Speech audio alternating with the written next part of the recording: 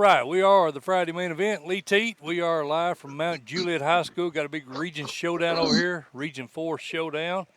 Should be a great game, man. Week 5, high school football. Week 5 already. I'm very excited, man. I'm very excited to talk to. I hope he doesn't get offended, man, but I affectionately refer to him as the godfather of high school football. We've got the man, Coach Gary Rankin, on with us. Coach, how you doing, buddy? Ain't many people said that since last Friday night, but I appreciate the comment. Well, we still love you over here in Middle Tennessee, buddy.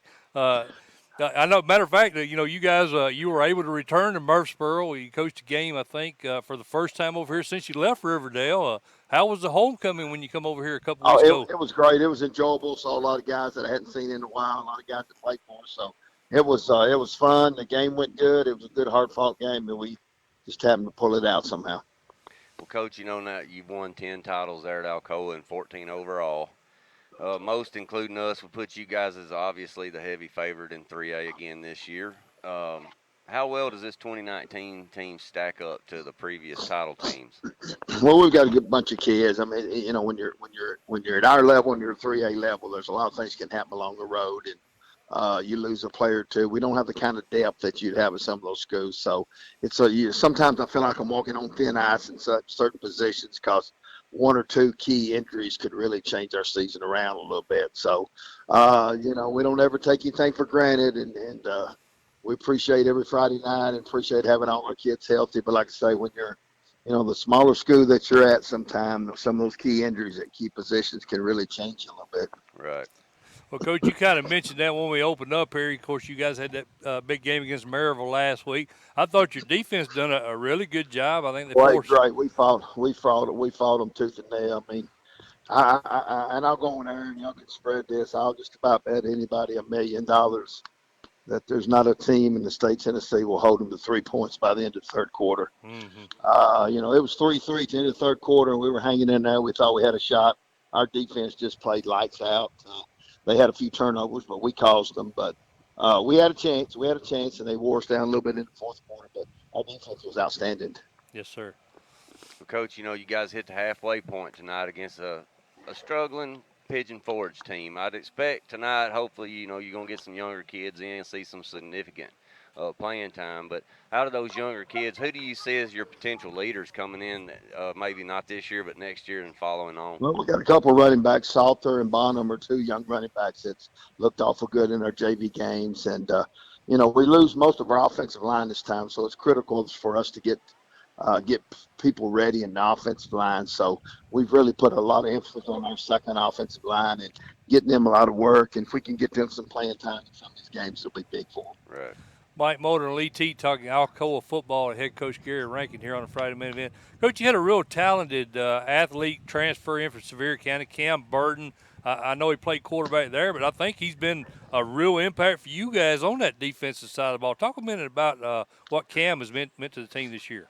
Cam's a good player, good kid. He's been a great addition to our school system. He's a straight-A student, just a great young man, great kid. And he's a good athlete, and he's certainly contributed heavily to our defense, and will contribute some on offense once he gets his feet on the ground. Everything gets good, but we're glad to have him. Great young man. Speaking of your quarterback positions and being in there behind the center, you got a couple of talented kids there in your junior Sam Vaulton and a freshman in Zach Lunsford. Who do you feel's done the best job overall of running your offense so far? You start quarterbacks? Yes, sir. Well, we just played Sam. I mean, he's our quarterback, and he's done a pretty good job. He's been spotty at times, but he's our starting quarterback, and I feel like he'll retain that job the next year and a half. And done a good job for us. He's a winner. He's a fighter. Yes, sir. He loves our school, loves our kids, so that's what we're looking for. Well, Coach, you guys, of course, Lee and I, we see you guys up in Cookeville every year. But one thing you guys are always known for being real physical up front. We saw the Blackman game over here, a few weeks ago, and you guys were getting really good penetration when you were just only bringing 3 guys. So I was really impressed with you guys up front. Talk a minute about some of your leaders there on that defensive line, beginning with Gray Carroll. Well, Greg Carroll's probably the lead guy, and he's, we feel like he's one of the better defensive linemen, certainly this part of the state, maybe in the state. He's just a great football player. Tyson plays in there, knows a little bit. T.T. Southers plays in there some. and then we got some young kids we work in there. So that's going to be critical for us going down the road. We got to keep getting better up front defensively, and I think we'll do that. Coach Eli Mitchell and Braxton Alford were also preseason All-State selections on your O-line. How many of those kids that you playing up front do you have playing both sides of the ball? Not many. We've got to cut. We try to. That's the only place that we feel like we can afford maybe to not play them on both Right. sides of the ball is up front. If we can do that, we try to do it. Now, skill-wise, it'll never be that way. We just don't have that many kids in our program. We have some great skilled people, but we can't play them just on one side of the ball. So we always strive to try to play our linemen on one side if we can, and we've got a couple have to work both sides every now and then. We're talking to Alcoa head coach Gary Rankin here on the Friday main event. Coach, you like I said earlier, you've won 10 titles there at Alcoa in 13 seasons as the head coach. And the only two teams to knock you guys off in 13 years were private schools that are now obviously in Division Two. Right. Has there ever been any discussion, about possibly playing up a class or two at some point? Well, we played it. We've been playing upper Yes, class yes, for the sir. last 5 6 years, so it's not a discussion. We've been doing it. We're not up there this time because when they renumbered, we were at the lower end of it. So we've done it in the past, and when we move up, it depends. It's not just as easy just saying you'll move up. Right. If we'd moved up this time, we'd been going to Chattanooga. We've been going everywhere. There's no 4A schools around here. Yes, sir. So it's got a lot to do with logistics and different things. But Right. we play up in schedule much as Oh, we yeah. can. We got 6A teams on the schedule this year. So Dobbins Bennett's undefeated right now. Maryville's undefeated, and then you had Blackman, who was really playing well early in the year, but I don't know what's happened to him. But anyway, our schedule is pretty challenging. Well, Coach, obviously, we mentioned earlier, you guys are, I think most people feel you guys are the favorites to repeat this year, but there's some pretty good 3A teams over on this side of the state. You got Pearl Cone, East Nashville's playing the lights out so far. Of course, Covey, Oh, yeah, Covington, you can't count them out. I mean, some great teams. yes, Some sir. great teams. What? People in East Tennessee don't know that. They know Alcoa and 3A, but Covington, Pearl Cone, Mullins is, Pearl Cone. East National's got a great football team, great athletes. So Red Bank, Loudon's got a great football team this time. Right. Upperman's always a good football team. So there's a lot of people out there that make some noise. Yes, sir. You coach. You guys have already played a couple of region games with very little challenge so far. So right now it looks as if maybe Coach Rang's GP squad may be the best Maybe remaining. undefeated. Yeah, we're looking at schedule today, and they've got a chance to be undefeated if they could beat AE, and AE is always a challenging team too. They got great athletes, and we beat them pretty good early, but it was so misleading. We jumped out on them. I think it's 21-0 by a couple of freak things, and they just when you jump out that hard on somebody, but they certainly can play with anybody up in here in our league. Well, let me ask you this, Coach. I know your son Zeke, who's having a great year. I think he may have a shot to play at the next level. Is a really good kicker.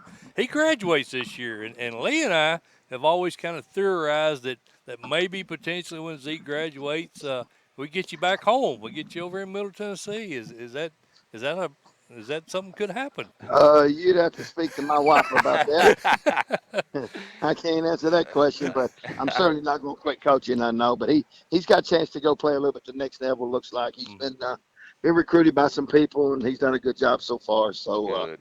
who knows what'll happen? But I'm just proud and happy that I've been able to coach this long, and hopefully I can coach a few more years. Well, Coach Rankin, I know you got a game tonight, buddy. We don't want to hold you up, but Lee and I really appreciate you jumping on and talking a little Alcoa football with us.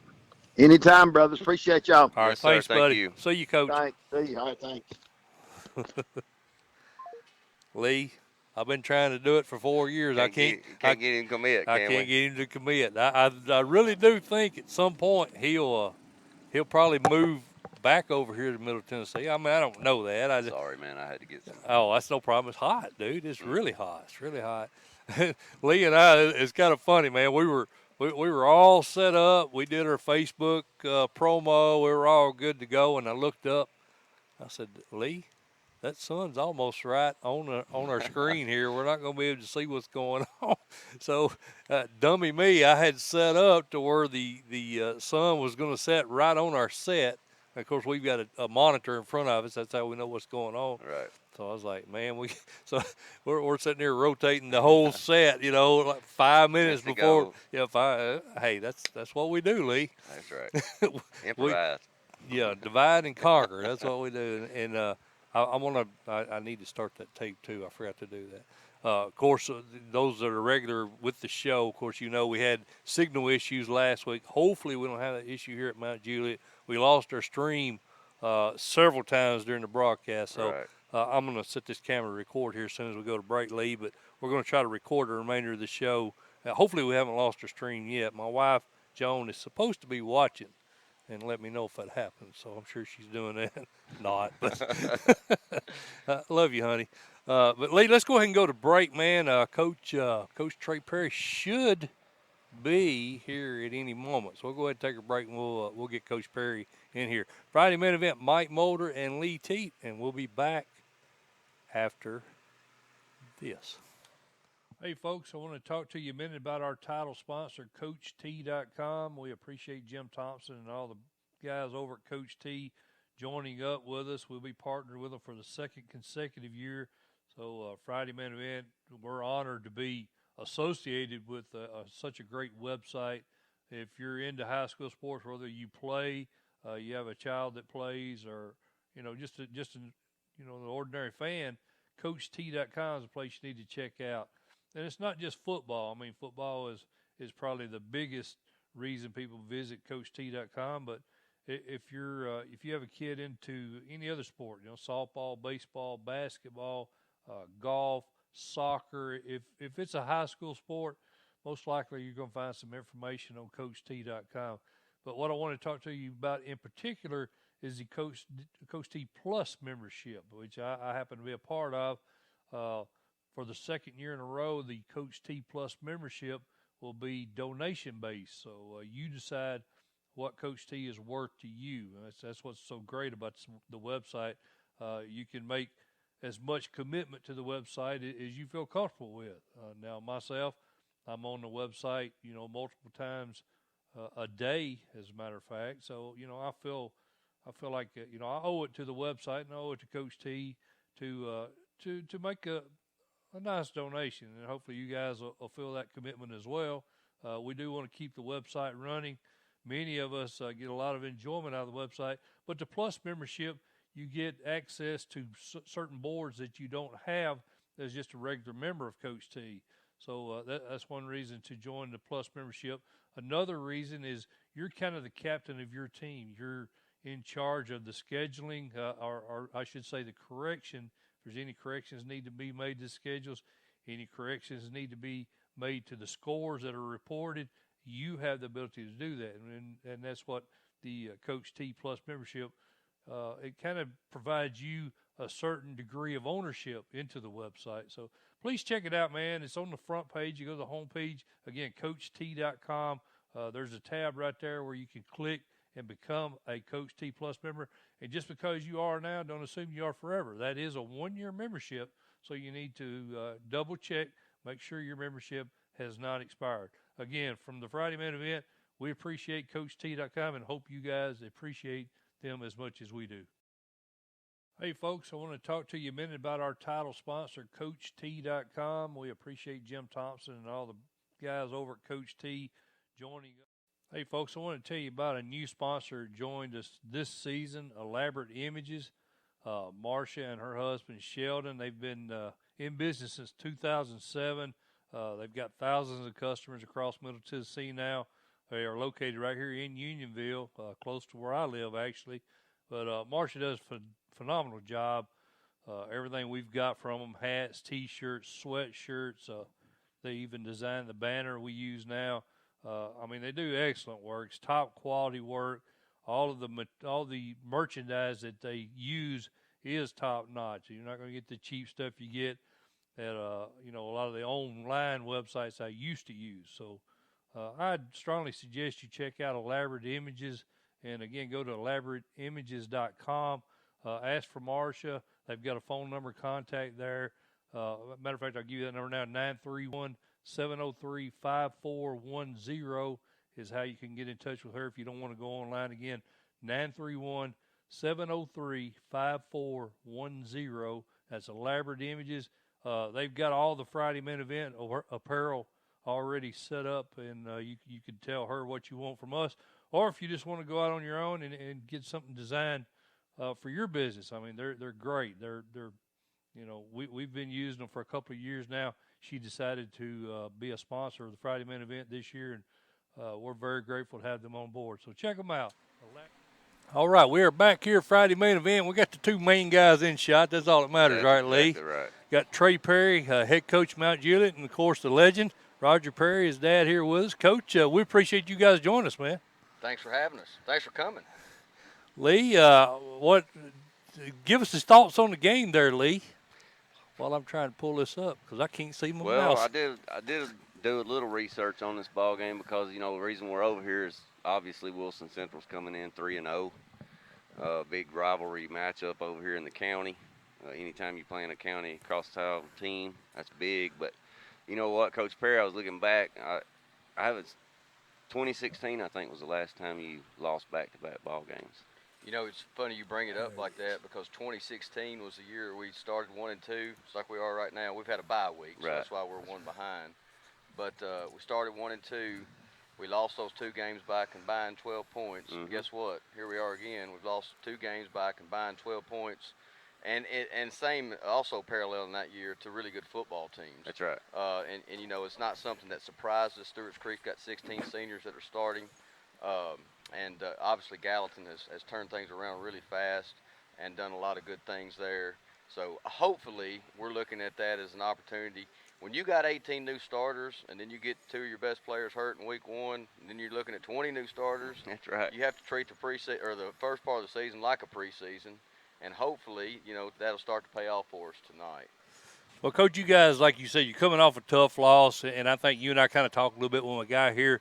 I felt like defensively you guys are there. They're playing very well on the defensive side of the ball. I think they're maybe still looking for an identity. I know you told me you guys, of course, you ran a wing tee last year. I think you've swapped back to the spread. Is that a fair statement? You still trying to kind of find your identity on offense right now? Absolutely. I mean, like you said in the beginning, our defense has kind of picked up where it's left off the last couple of years. Greg Abner and the staff do a great job with evaluating the film and the tendencies and those kind of things, and then getting that information to our guys. I always feel like defensively, if you can line up, you got a chance in high school football. We do a good job with our alignments, and we have through the first 3 weeks. Our defense has put us in position for 3 weeks to win football games. Now, offensively, a lot of, when you look at our paper, a lot of juniors and sophomores and even one freshman in the 2 deep. And so we just had to kind of look at it from the standpoint. It's weird because in fall camp, we were in a situation where we played good opponents, but they probably, looking back on it, were more of a microcosm of a couple series than a 48-minute game. Right. We had success. When you have success with something, it's hard to change it. Right. But we came out of week 1. We knew we had the bye week. And, somebody made a great point this week. When you look at our offense in its infancy, because that's what it is, it's almost like we went through a spring practice and a little bit of a fall camp. Mm-hmm. And hopefully now we're in a position that we're in game shape with that offense. We're going to try to tempo a little bit more. Right. We're going to throw the ball around a little bit more. Now, I'll tell you this. We're not going to go too far away from our roots. Offensively, we've got a really good offensive line. Just found out today that Zach Deffendar, left tackle, got an offer from Tennessee Martin, Oh, that's awesome. which is his 3rd or 4th offer from FCS program. So, we know where our strength is. We just got to be able to attack the other team's weaknesses. Speaking of that, your offense there, I'm assuming you think that Messinger is more suited towards the spread. Yes, and Bryce Bryce had a tremendous offseason. Yes, sir. We go to the Tennessee Titans 7-on-7 in July, and we win that tournament. And I think that gave him a lot of confidence. But he had a great day that day. And you're talking about, I think, through the playoffs, we played Gallatin, Brentwood Academy, Pearl Cone, and then Ravenwood in the championship game. And I know it's 7-on-7. But for him to be putting the ball in the windows during that time, we know he's capable. Right. But a lot of times, too, if you're under center and he's a little bit undersized, he's growing, he's just a junior. But if you're a little undersized, back up a little bit. You get to see things a little better, and we put him on the perimeter some more. And, again, that's one of those things we're sort of feeling our way through it, and I think we're close. All right. Now, I think Cameron Malone was expected to be a huge part of the offense. I believe he tore ACL, correct? I think he's telling me that. He did. We lost Ray O'Daffer. It's another senior, 31 ACT. Started wide receiver. Wow. Switched up with Malik, but started at wide That's receiver. about what you had, wasn't it, Lee? 31? 13, maybe. Invert. Yeah, invert that. I'm sorry. Go ahead. I resemble that more. But yeah, and losing people like that, it doesn't matter if you're 6A or 1A or 2. Yes, that sir. it hurts, and we've had people step up in those situations, but it takes some time for them to kind of get into. And how are we going to use them in the offense too? Right. In the scheme. But like I said, I feel like we've had a really good week of practice, so I think we're close. Coach, you just mentioned Delfendahl, Zach Delfendahl, and I know he had an older brother here who was an outstanding lineman for you. And we always expect every year when we're going through our preseason talks and stuff amongst coaches, they always expect Mountain Juliet to have a great offensive line, but especially a lights out type kid there that's kind of the leader. But other than Zach, speaking, he just got those offers. Other than Zach, who's another lineman on your line that's kind of a leader? Well, we've got 4 seniors when you count the tight end. And I'll make this plug too. The third Delfendahl rotates at H-back and tight end. Matt Delfendahl, that's a junior. Now he's built a little bit different, right? But I think because he's the third kid with those 2 monsters in the house, right, he's probably the meanest because he had to be. But Matt's doing a great job for us on both sides of the ball. A guy that I would pick out that we really needed to come on. We actually swapped our center and guard from a year ago. Okay. We put Christian Saint in our center from a year ago at guard because he moves around. He's pretty athletic. And then we had Hunter Love switch over to center. Mm-hmm. And in this offense, he fits pretty well because he's a kind of a low impact, zero gravity kind of guy that he'll take a nose out of the game. I got you. And so that's been big for us. Now, we had a prepared interview before I realized Coach was going to get on with us, so I'm kind of getting off topic a little bit, but I like to dig into them a little bit. Coach, you went to Westmoreland, correct? Yes, sir. Then you started coaching there, coached softball, I think. Coach girls Had softball. Really good success with that. Yes, sir. And I think I was there 11 years at Westmoreland. Moved on to Portland there at 16, and then came into Mount Juliet in 2006. And Trey took over in 2013. He was a ball boy at those Portland teams, I guess, wasn't he? Oh, he's been on the sidelines with me ever since he's big enough to walk. That's I started awesome. to say at Westmoreland, Portland, he did have one terrible ball boy, but other than that, he had really good success. Well, talk a bit about that Portland team. I know 99 runner-up, correct, to Milan, and then 2000 undefeated season. Was that the highlight in your opinion, as far as your career goes? Pretty much so. In 99 we left the ball on the 4-yard line, which is like a thorn in your side for the rest of your life. And we had a good football team that year, but the next year the 2000 team was not going to be denied, and went 15-0, and I believe the score was 43-0 against Covington in the state championship game. And to be honest with you, I think we should have won it again the next year. A lot of those people were returning, but some people has accused me of being too tough discipline-wise. And I didn't know there was such a thing. I'll just say there was a whole lot of discipline administered that year. Well, I think that's a good thing. I think that's part of the problem, and Trey would probably agree with us. And I'm not knocking any generation, but I think if we went old school a little more, and I think it would help these kids, to be honest with you. I think that group, if you look back on one came out and hugged my neck the other night after the Gallatin game, and he was wearing Gallatin attire, but those guys have turned out to be good men, good husbands, good fathers, and we got to do that, and especially in today's society. Yes, sir. I agree. Well, Coach, I know a lot of those Rutherford teams, and I kind of mentioned this to you when we got here, have gotten turf in, and I told you I wanted to bring that up. You guys, I heard you had a $500,000 donation to go toward turf. Is that something we may potentially eventually get out here? I think you're going to see it. And Okay. I think we're close. And you got you look at it from the standpoint where, all right, pregame music. You look at it from the standpoint of you have to be focused when you're a public school, and Rutherford County deals with this too. Right. You have to be realize that it's a county endeavor as well. That's all. We have been super lucky here to have some people invest. We're looking at it right now. There's a wall over there of advertisers and people that donate to us and our program, and it's a need. It's a need everywhere. Oh, yeah. I mean, when you look at it, right, I tell people all the time they call Mount Juliet Mount for a reason. We're on a rock up here, Right. and we can't use this field. The guy to my right's the one that takes care of it, and he knows this as well as anybody. But we can't use this field but a certain number of times a year. You turf it, and then you've got access to the Pee-wees. You can do 7-on-7 Yes, sir. tournaments. Yeah. And I know Kevin. I've talked to Kevin. I've talked to Kit, and I know they're enjoying that Right. now. I think it's in Mount Juliet's very near future, and I think, but we got to do it the right way. Right. I mean, and not that they didn't. I mean, obviously they did, but Right. but we've got to make sure that we've got all that money in place because you're looking at about $800,000 Yes, to sir. do it right. And I'm talking about the ACL prevention pad underneath it and those kind of things to make sure that when it's there, that we're going to get great use out of it. Right. And I think we're close. I really do. But you've got a lot of factors, outside factors on the county, like we're building a new school. So a lot of that has to do with, when you split zones, is little Johnny going to go here or there? And now I did hear that the new high school, Green Hill High School, is going to have turf. Generally, when that happens in Wilson County, when one gets it, all of them have the opportunity to get it. Right. So I think we're trying to make sure that we designate our own private money the right way. Exactly. Well, let's close it out, man, with this. We're over here to watch Wilson Central and you guys, Yes, sir. big region battle. They're undefeated. Of course, you guys have been the kingpin in this region, last 3 or 4 years. What do you guys expect out of Wilson Central heading over here? Well, obviously they're 4-0 for a reason. They've done a really good job. Brad's staff always does a good job. Brad's a defensive mind. What did I say earlier? If you can line up right, you got a chance on defense. right. Wilson Central does that. And and some of their stuff too this year's been in dominating fashion.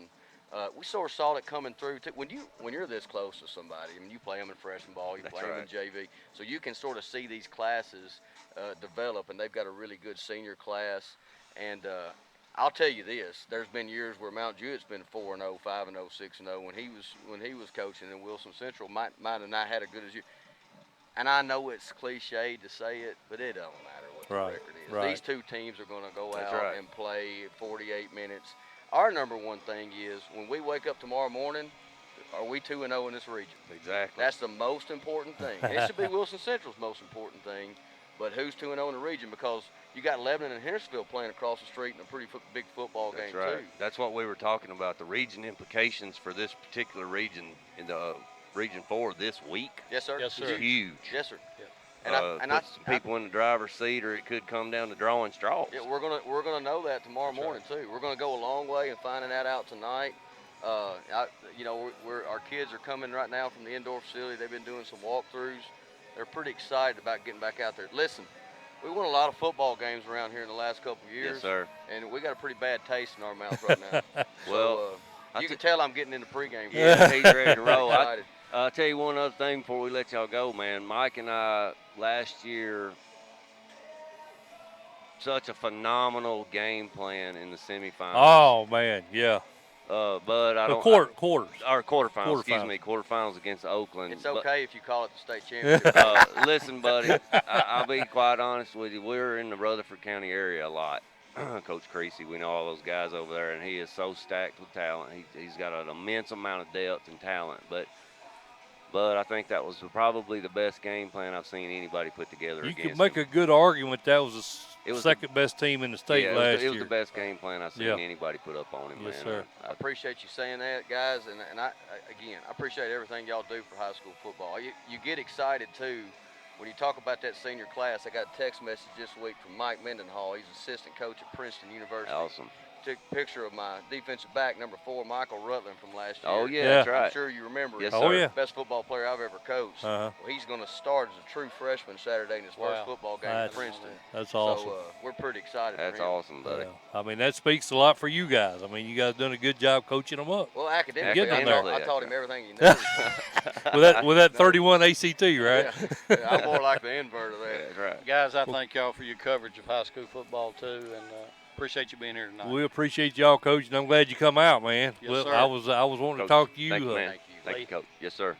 All right, Lee. Well, let's cut to a break. Let these guys get on out of here. It's Friday main event. Mike Moulder and Lee Teat. We'll be back after this. Mike, you can take that chair back out for you, Luke.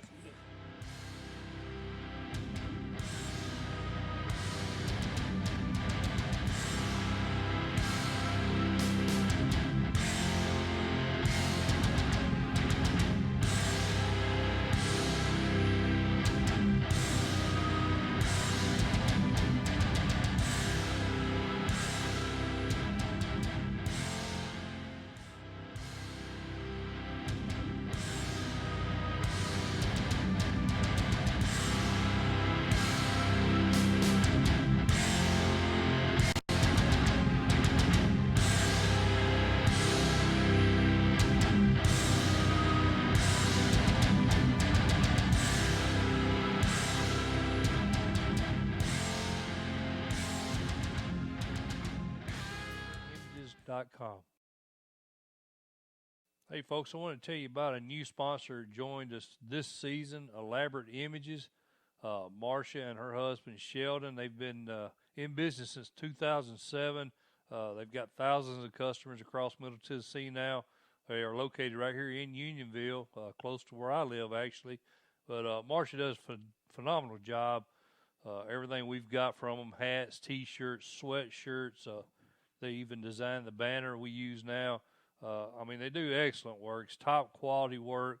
All the merchandise that they use is top notch. You're not going to get the cheap stuff you get at a lot of the online websites I used to use. So I'd strongly suggest you check out Elaborate Images, and again, go to elaborateimages.com.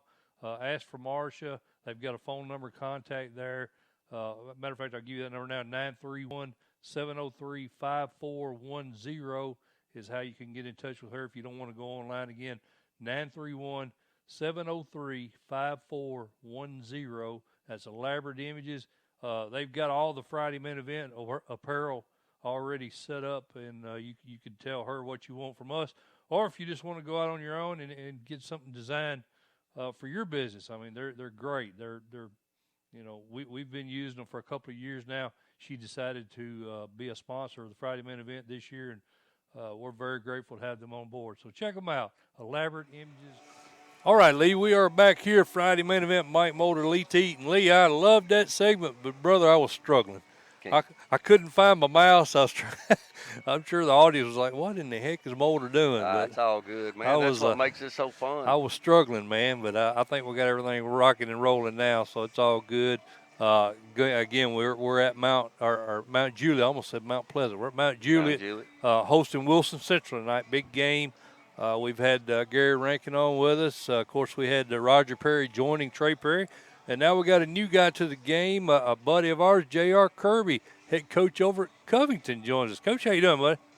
Hey, how's it going, guys? I mean, following the names like Gary Rankin and things like that, like I told you earlier in the week, you must have had a hard time filling the show on here, I'm telling you. We never have a hard time, man. We get 99% of the time we get who we want, brother. And we was looking forward to talking to you.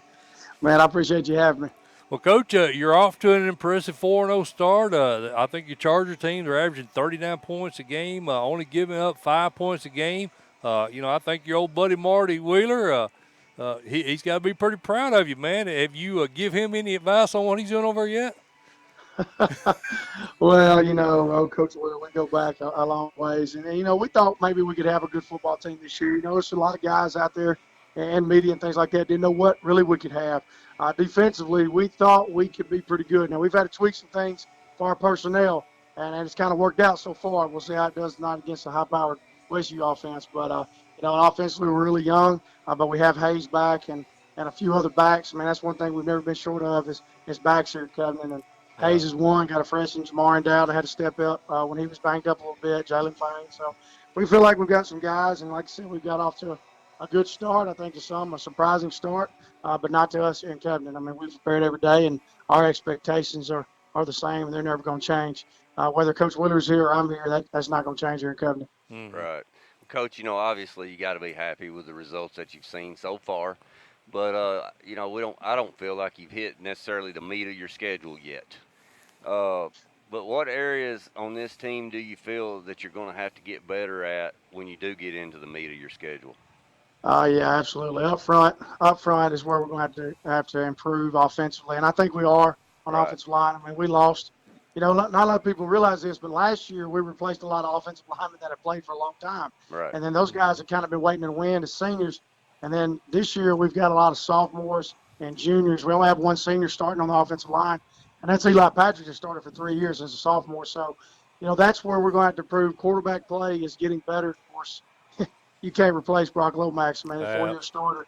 I mean, that's my guy, man. I mean, and like I told our quarterback now, I don't need you to be Brock Lomax because you're not. I mean, I don't need you to be him. You just need to be you, run the offensive management, and get it to our guys to make plays. But really, up front is where we got to get better. And quarterback plays definitely going to have to happen down the stretch. That's kind of been the difference in whether we want to get back to where we want to get back to. And when we've had good quarterback play, solid quarterback play, and up front play, we're fine. Defensively, secondaries looks extremely well, and linebacker core, which they all played. You look out there, 9 of those guys were playing against Alcoa last year, so they're pretty seasoned. But we got a few holes, a few depths that we got to fill, and hopefully some kids will come along and step up when it's time to tonight, and then down the road against Milan and a South Gibson, and then McNair to finish the year. Right. Well, talking about tonight, Coach, if I was over in West Tennessee, this most definitely would be the game I'd want to see you go. You got a undefeated Westview team coming in tonight. They're averaging 51 points a game against some pretty solid competition. What do you guys have to do, in your opinion, to slow down that quarterback Ty Simpson? What's got to be priority tonight? Hopefully catches a cramp and warm up and can't play. I don't know. I mean, he's pretty good. He's a real deal. Last year we played him. He was a freshman, and they were doing some good stuff, and they were trying to probably not put too much on him. This year, Coach McConnell, which I've known Coach McConnell since he was the defense coordinator at Brighton, we had a couple Right. of wars with each other, and I've known him, and me and him have talked over the last couple of years when he was at Waverly. He does a great job with them. So he just come in and said, "Hey, we're gonna do what we do, and we're gonna let this kid fling it around," and man, he's done it. And it's going to take a team effort because he can not only spin it, but not a lot of people talk about his legs either. When things break down, he has scrambled around and either had to run it or he scrambled around and made some throws. I mean, the throw he made at the end of the game against McNair to put him up a little bit was outstanding. Rolling left, those are somewhere like 45, 50 yards on a strike back of the end zone. I mean, kid's a real deal. Believe the hype. He's good. Yeah. But we feel like, they've not played us. Right. I mean, our kids are fired up about it. They know what's coming in here tonight, and they understand that. And we're going to see if we can stay on the top of this region or not, or we're going to lay down and let somebody else take it over. And I don't think we're ready to do that. So it's going to take a great effort from us tonight. Coach McConnell's got a good football team. I told him the other night he's done an outstanding job because he's taken pretty much the same group, and look what he's done with them. So they're going to come in there hungry and they're hot, but like I said, we just need to be us. And if we be us here at home like we've been in the past, I think we'll be okay. But it's definitely a challenge. It is, no doubt, the best offense we have played so far in the first 4 games. Coach, you talking about quarterbacks right here with Ty Simpson there at Westview, and then you spoke on Brock Lomax, who was a 4-year starter for you, and just super class act of a kid. But you got a kid now, Carson Ruffin. And you spoke a little bit about him. You don't want him to be Brock Lomax. You want him to be Carson Ruffin. Talk a little bit about his development and where you think he'll be by the end of the year versus where he's at now.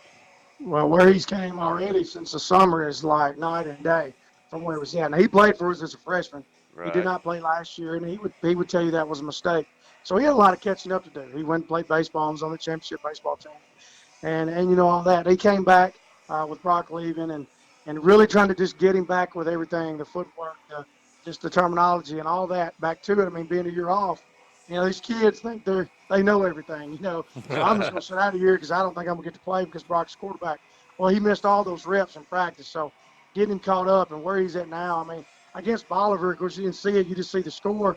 We probably should have scored another 2 times because he called the play and then ran the wrong way. Against Bauxite, we go on a 2-minute drive, which we really don't do a lot.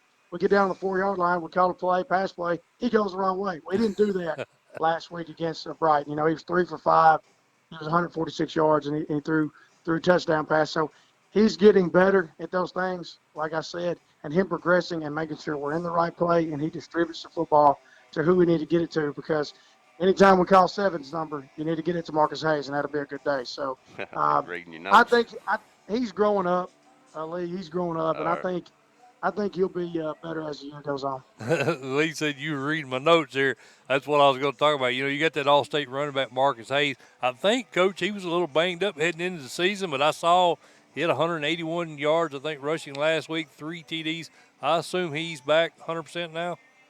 He's ready to go. I mean, they had a little fool to wreck some guys on here in between practices before we started, and flipped over on him. Just kind of kids being kids, and he didn't play in the preseason at all. And then he played a little bit against Mumford. Of course, we had a running clock on them, so pulled him out at halftime. Right. And then box side, we had a little situation here and had to pull him out. And then he was still banged up for Bolivar. Didn't know we didn't think we would need him against them. So last week I knew Ben Brighton and our rival he was going to be unleashed. Just kind of like letting the dog off the chain, and we did. We stumbled the first drive, but after that, it was like I think he averaged like 10 yards a carry, and he was turned up, and we pulled him out towards the end. He didn't even play. 9 minutes ago in the third, he didn't play anymore. So he had a big night, and like I said, we're going to go as Hayes goes, and these offensive linemen, and like I said, he's starting to get back to where he's 100%. Right. Mike Mulder and Lee Teague talking Covington football with head coach J.R. Kirby here on the Friday main event. Coach, Jalen Fain's another kid who's really stepped up his game for you guys this year. Uh, when you have Ruffin coming on, like you talked about his development, you think he's going to be there where he needs to be as the season progresses. Then you got Marcus Hayes you're talking about, and then we just mentioned Jalen Fain. You got to look at that and be excited about your postseason potential. Uh, where do you see this team if they've reached their full potential? Where do you see this team? You think you can make another trip to Cookville? Well, that's a great question, and that question's asked about every day here in Covenant. We try Sure, to worry about game at a time, but we understand there's expectations because we've made it there the last 2 years. But that's right. it's really, really hard on our side of the bracket. Not saying it's not hard for Alcoa and those guys, but man, we beat up on each other over here. There's a lot of teams that are so even. With us and Milan having some of the wars we've had, and then McNary and now Westview and South Gibson. I mean, South Gibson gave us a war here at home. They went for two to win it, and we had to hold them out after we control the game. So we feel like we're going to be there in the end if we don't have catastrophic injuries. We got some depth, but we can't lose some key guys, and that's part of being 3A football and smaller. If we stay healthy, we feel like we have a shot. And that was the thing down the stretch. Again, nobody knew last year. I mean, we did not start with the same offensive line after week 9 as we went into the state championship, and that's why we kind of did some things that we did that week to Alcoa because we didn't have the same team that we were preparing to go with. So if we stay healthy, we feel really good about our chances going forward as long as we stick together and do what we're supposed to. And these seniors here, we got a saying around here, Michael Lee, is about leaving a legacy. And how do you want to be remembered? And these seniors, they want to be remembered of going back. I mean, we did something last year, going back to back's never done here at Covenant. And to go back a third time would be special, but we got to get a lot better. And like I said, we got to start tonight against a good Westview team, and I think our kids are going to do that. Well, Coach, we feel this Region 7, I think you can make an argument best class in the state in 3A. You currently got 3 undefeated teams. You got a McNary Central team that, is a score away from being undefeated. And, you got Milan sitting there as well, always a solid top 5 team. What do you think, this region as a whole, do you feel that it's as tough as we do? It's really not an easy game for you guys this year, is it, Coach? No, I mean you got to be ready every week in this region. That's been the case the last 2 years. I mean, we've been able to win this region the last 2 years. But look at the first year when I was back here in 17, we won in overtime against Milan to beat them the first time, and then had to throw in the playoffs, had to throw a deep ball to beat them at the end, 21-14. Then we had to beat McNary twice. They played us much better second time here, Yep. and then like I said, I alluded to South Gibson, Coach Stidham. They do a great job there, and then you got Coach McConnell. He's got them turned around. I mean, some people compared it to like the SEC West around here because Yeah. I mean you've got to come ready to play every week, and you don't. I mean, and we know that we're the hunted. We know that we've been on top. We know people's going to try to give their best game against us, and that's got to be a motive factor for our kids. I mean, so it's a tough region. I would put it up there with anybody in the state as one of the toughest week in week out. just because we got some solid coaches in this region, and we got some solid teams, we got some good players that's going to play on the next level in this region too. So, like I said, you got to be ready every Friday night. We're talking Charger football with Covington head coach J.R. Kirby here on the Friday main event. Well, Coach Kirby, when Coach Wheeler made the decision to go down to Cleveland, did you guys consider moving with him, or did you immediately know right now I'm putting in for this Covington job? Well, I mean, me and him talked about it, and me and him's been friends such a long time, and Oh me and yeah, him's had such great success together when I was with him here in 10, 11, and 12 and as offense coordinator, and then coming back in 17 and 18, and then I was with him at a stint at Ripley. I mean, me and him's been friends a long time and competed against each other when I was a head coach at Mumford and playing week 1. And, so, I mean, it was talked about, but I felt like the best thing for us, and I felt good about getting this job because of the work I'd put in here for so long right. and all that. I mean, of course, it was talked about. I mean, but we just felt like for my family, I Yes, had to sir. make the best decision for them. I mean, I've got a daughter that's a junior now. And I got 2 younger kids that's in the middle school. He had to make the best decision for his family, and he thought it was time for a change. I mean, he's been here 10 years and plus as assistant back in the early 2000s. So, Right. I mean, it was discussed, but at the end of the day, I thought the best thing was to try to do this here at Covenant, and I was very grateful to get this opportunity by Coach McLean and Coach Bounds at the time, our athletic director. So, I could sit here and lie to you and say, no, we never talked about that. That's not true. I mean, it Right. wasn't true, and I'm not going to lie to you. I know it worked out for me. I got to be head coach again, and here in a great program and a place I love and started my career at, but I was sad to see him go, and I think Yeah. the kids were too. But you know, like time, everything moves on, and we wish him the best luck every Friday, and I think he does us as well. And but it was tough. And I mean, it was a transition. You would think it would be easy, me being here and the kids knowing me, but they had to understand real quick. It's not Assistant Coach Kirby talking to you anymore. This is the It's man in the man. charge, and It's the man. yeah, and we had a little transition with that, but not too much. And things have been fairly well so far. Yeah. Well, Coach, me and Lee really appreciate you jumping on with us, but you got a big game. We don't want to hold you up anymore, but go out and get you a win tonight, brother. We'll be pulling for you over here in Middle Tennessee. Hey, man, appreciate it. Go Chargers. All Go right. See you, Chargers. Coach See you, Kirby. Coach. See you, buddy. See you, man. All right, Lee. Dude. First time Coach Kirby been on with us. I love that dude. Well, I don't. As much as I love Coach Wheeler, man, Coach Kirby stepped right in, but he's so familiar. Yeah. With them kids and that program, I was an outstanding. Made an easy transition. Easy transition, outstanding hire for Covington. Yeah. And I fully expect, like he said, they're going to be battle tested when they hit the playoffs, and if those his key players, mesh a little bit with that QB, they'll be in the hunt right there at the end. That's a tough region right there, It was man. crazy. I mean, that's one of the best regions, if not the best in 3A. I think you could make an argument for Region Pearl. 5 Yep. with Pearl, East Nashville, Giles, and then, of course, Stratford. But I don't know. Pretty tough. That's a pretty tough region. Top to bottom, I'd say it probably is the best. I think they're 5 or 6 deep. Yep. So. Yep. It used to, I thought, man, coming out of 3A out of the West was a tougher road. Right. I think the East is catching up a little bit. Now, obviously, Alcoa's been at the top of the heat Right. for so long, so Right. everybody kind of writes out the East. Exactly. But I think the East teams, Coach Rankin alluded to, they're starting to catch up a little bit as far as scheming and, it's so, man, this 3A championship games now are going to be really good. They are. I'm looking forward to it. Of course, we are over here at Mount Juliet, Lee. There's a look at the field. They don't have turf down, man, but Coach Perry does a really good job over here. He's got that field looking good. Yes, he does. Expecting a big game over here. Got some fans already in the bleachers. Here we are, hour and a half before, Yeah. more over an hour and a half before 20 after kickoff. 5. You got people already claiming seats up there. So it should be a big game over here tonight. Very excited. These schools ain't but a few miles apart. No, they're not. You're exactly right. It's for bragging rights, man. Not only region bragging rights, but you're correct. I mean, a lot of people know each other from these schools. It's so close in proximity. Sure is. So yeah, absolutely. Awesome, man. We're glad to be over here, no doubt, Lee. Let's go ahead. I haven't seen Coach Dedman. He said he thought he would be over here around 5:15. You never know how traffic's going to work out. Well, I see some of his assistant coaches are here. Yeah, he's probably on his way over here. Yes, then. sir. We'll go ahead and cut the break, Lee, and we'll see if we can get Coach Dedman lined up after break.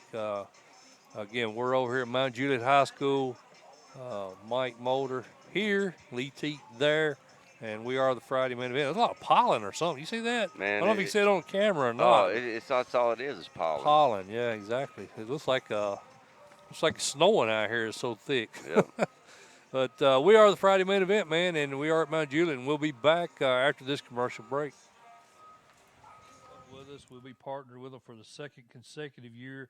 So Friday Main Event, we're honored to be associated with such a great website. If you're into high school sports, whether you play, you have a child that plays, or an ordinary fan, CoachT.com is a place you need to check out. And it's not just football. I mean, football is probably the biggest reason people visit CoachT.com. But if you have a kid into any other sport, softball, baseball, basketball, golf, soccer, if it's a high school sport, most likely you're going to find some information on CoachT.com.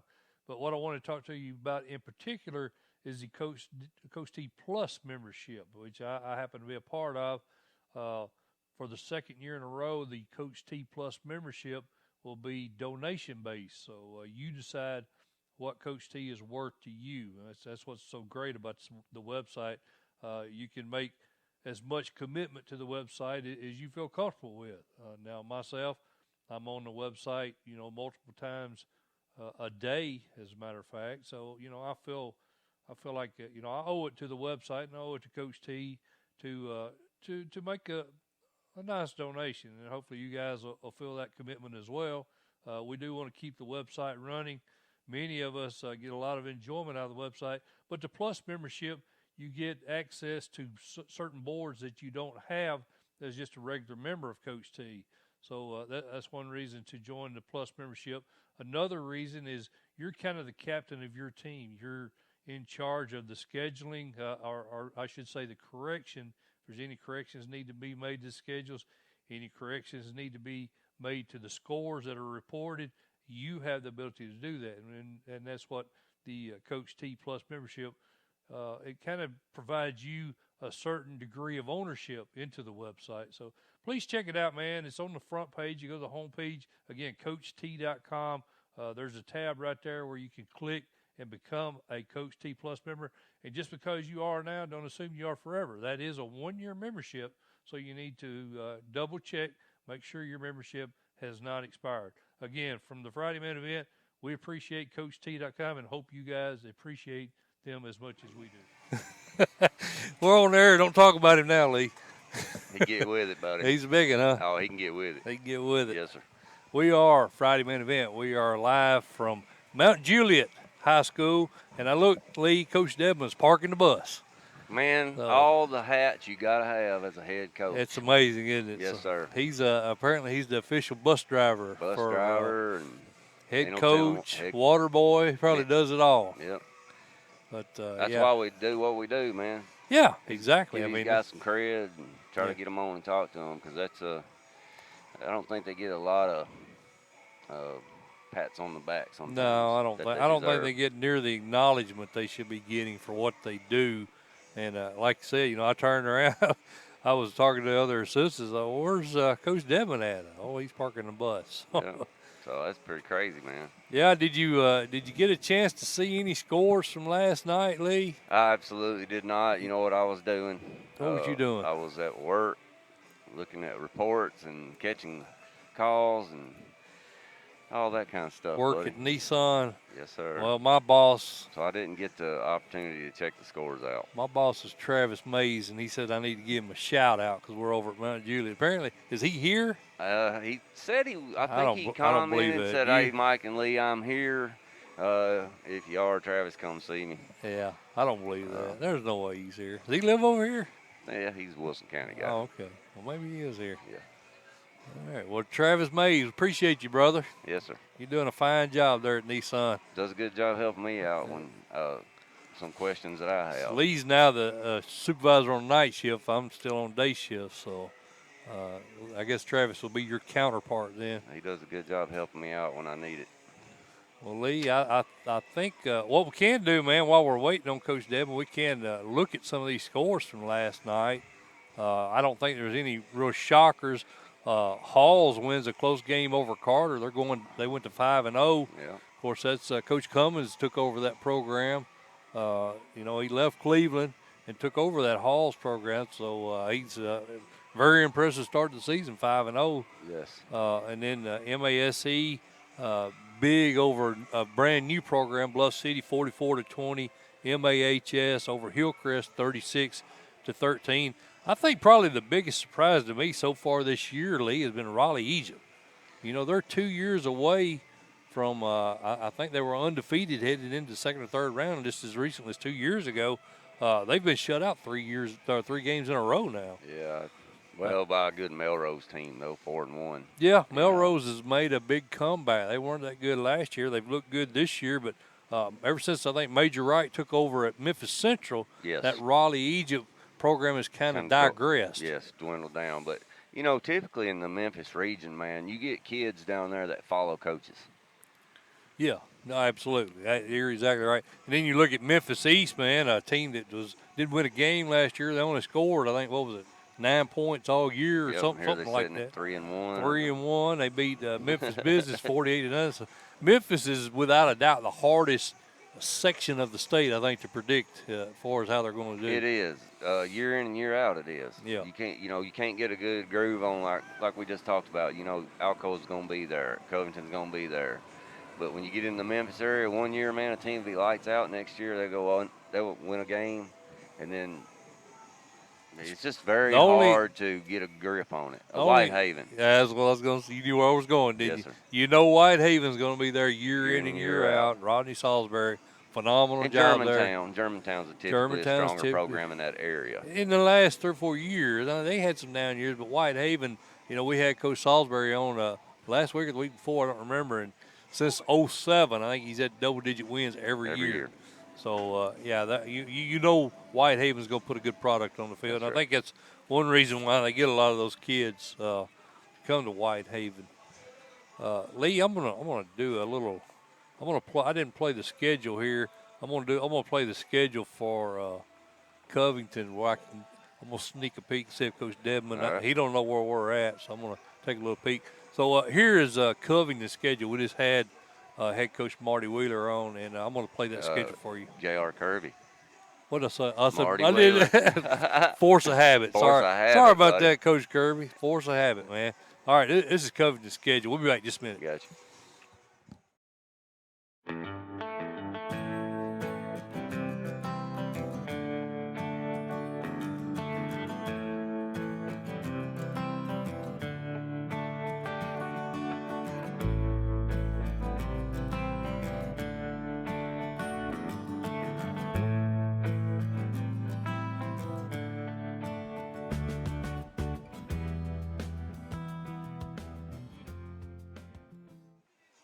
All right, Lee, we got an assistant headed over to get Coach Dedman, so we'll get him on in a minute. What we can do, Lee, is we can go ahead and start talking about big games.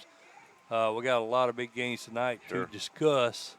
Good night of football around the state. Kind of curious to see how bad you're going to do picking games this week. Oh, man, I'm not doing real well. I know that. Neither one of us are. I'm just giving you a hard time. I'm not doing very well. It's been an adventure, man. It's been a lot of unexpected outcomes. Well, I guess is the best way to put it. Yeah, that and rightfully so. You talking about putting stats out there on your new web page you got going, or your new addition to your page, right? With collecting stats and stuff. But one thing that coaches are real stingy on is that injury report, buddy.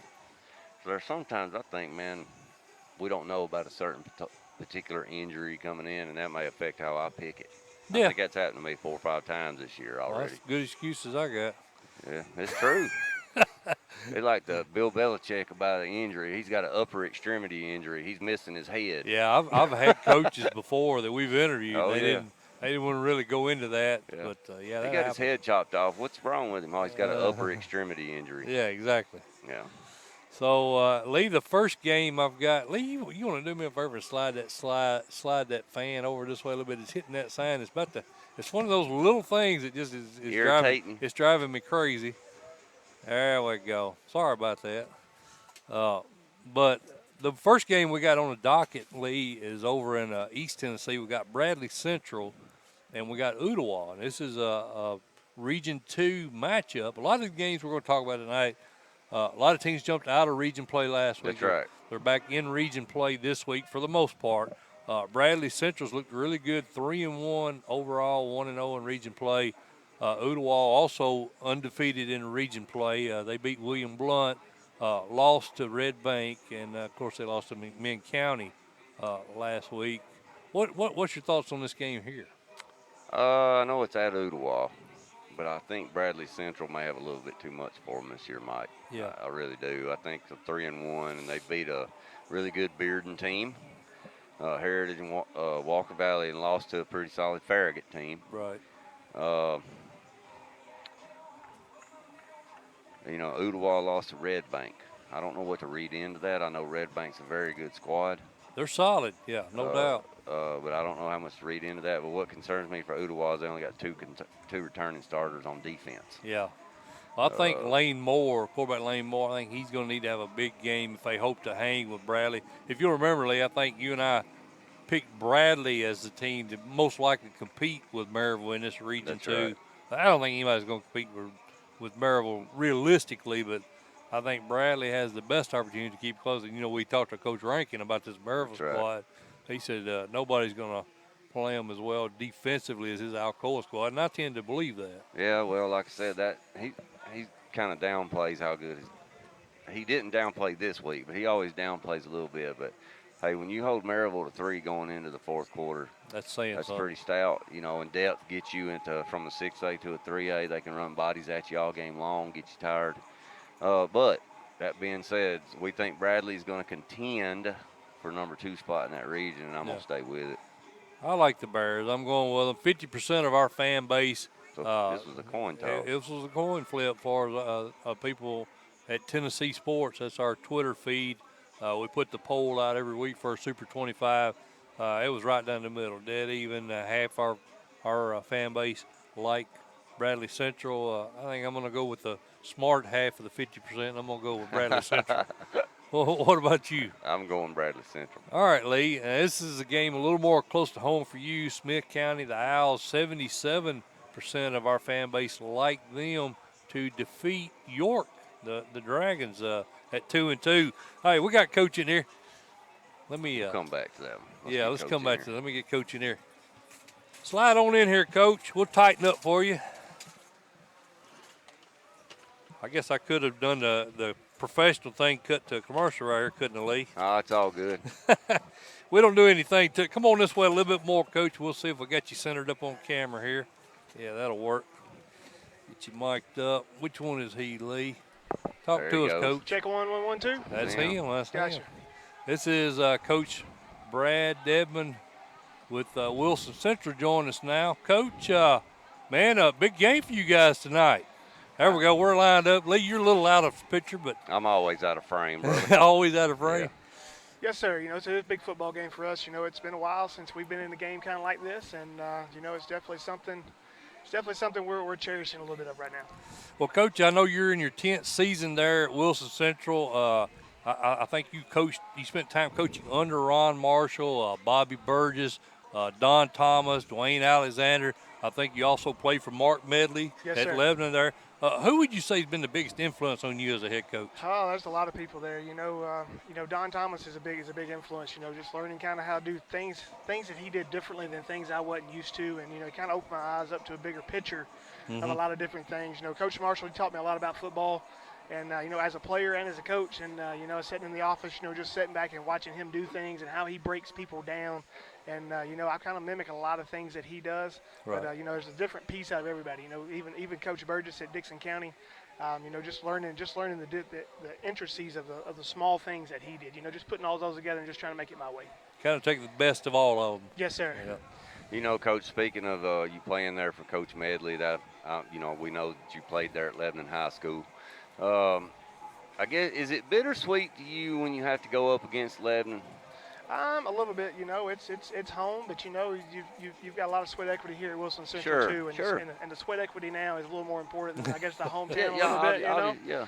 And but there's always, I have a big heart for Lebanon, and I hope they do well, except for every week they play us. That's right. Well, Coach, you guys are off to a great start, 4-0, got impressive wins over Springfield and, of course, Rossview. What areas did you feel, of course, I got to see you guys at Shelbyville earlier. What areas do you feel like you probably need to improve at if you want to get, to that next level? We've got to continue just, gradually getting better. Defensive wise, we got to get more consistent and not giving up the big play type thing. And we've been ahead in some games and let some people back in it a little more than what I would like in type things. We got to make sure that we keep that big play out of it. We've got to keep running the ball consistently. We've also got to be able to throw it. We got to be able to catch it a little better than what we have been.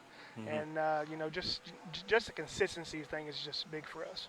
Mm-hmm. Coach, one thing that it's a resounding similarity when we talk to coaches is, especially the great ones, is the continuity on their staff. Has all of your current staff been with you the entire time? Not necessarily. We've lost quite a bit. Mount Juliet we had Coach White was our offensive coordinator at one time, then he transferred back here. He came back here to his alma mater. Right. Mm-hmm. And so we've lost him. We've lost a few other guys. I mean, we've had change out. The core staff has been pretty much with me. Right. Kind of thing. Coach Eric's been with me since 2011. And so I mean, he's been a big part of what we do here. So I mean, we worked together even before that. He was the head coach at Wilson Central at the time, and I was a defensive coordinator. So we've got a good working relationship, and how that goes. So we can kind of read each other as far as the calls and stuff on Friday nights, and we don't really have to talk a lot. We can probably just look at each other. Mm-hmm. Mike Moore and Lee Teat talking Wildcat football here with Coach Brad Devon. Coach, we mentioned it at the start of the show here. You guys face a really solid, although the record may not reflect it, but it's a solid Mount Juliet squad. You've faced them for several years now. Still haven't got a win over them. I know that's one. That's probably one that you really would like to get here. I think the last Wilson Central win was 2008 over Mount Juliet. So I know this is a really important game. You guys, not only is it a region game, but for you personally, I'm sure you'd like to get a win here. How do you feel the teams match up tonight? I think we're a little more even than what most people would think. Mount Juliet's still really good. I'm not going to discount them at all. Defensively wise, they're as good as a defense as you'll find, I think, around in our mid-state. Yep. Offensive wise, they're trying to find their way a little bit. Hopefully tonight they don't find it for us. But offensive wise, Coach White, I've known him. He was our offensive coordinator for at least I think 4 or 5 years. So I've got to know him and kind of know what he thinks. Right. He does a really good job here. I know eventually he'll get it put together. He'll get put together here. As far as things for us, it ain't about the last 10 years. It's about the present. We can't change the streak. That's what I've told our team all week long. You can't change the streak. Only thing you can do is start it now. Right. So we're trying to start our own streak, and hopefully we can do that tonight. Mm-hmm. Coach, when we spoke with you back in the spring about your leaders on this team, one of the first names you mentioned was your linebacker Jared Lawrence. Has he emerged as the leader of this team like you felt he would? Absolutely. He's a big player offensively and defensively for us. He's a leader of our defense. He's the guy in the middle. He's the guy that gets it set, makes all the calls. He's probably not as vocal as off the field type things, but on the field he's in charge. You can just tell by the way he plays. Make sure everybody's lined up right, making sure we're in those right calls. He makes me right sometimes when I mess it up. Mm-hmm. And he's a special player, and he's huge to our football team. Well, Coach, some other kids you mentioned when I talked to you back earlier in the spring was lineman Blaze Holder, Jesse Richardson, Tyler Chavez. Those was 3 kids you felt would be leaders, for you guys up front. How well have they performed so far? They've jailed really good together. We probably struggled in the spring, as you see. We wasn't as probably good as what I thought we might be at that time. Right. But as the years gone on, they've gelled together, and they've been able to read each other, and they've been able to make calls and get all those things done. Up front, we lean heavily on them. All 3 of those guys play on the defensive line at some point in time. So they're both way players. All 3 of them are. And, they definitely can have a big impact on this football game tonight. Another kid we wanted to talk to you about, Coach, is junior Alex Kane, 6'3", around 285 pounds.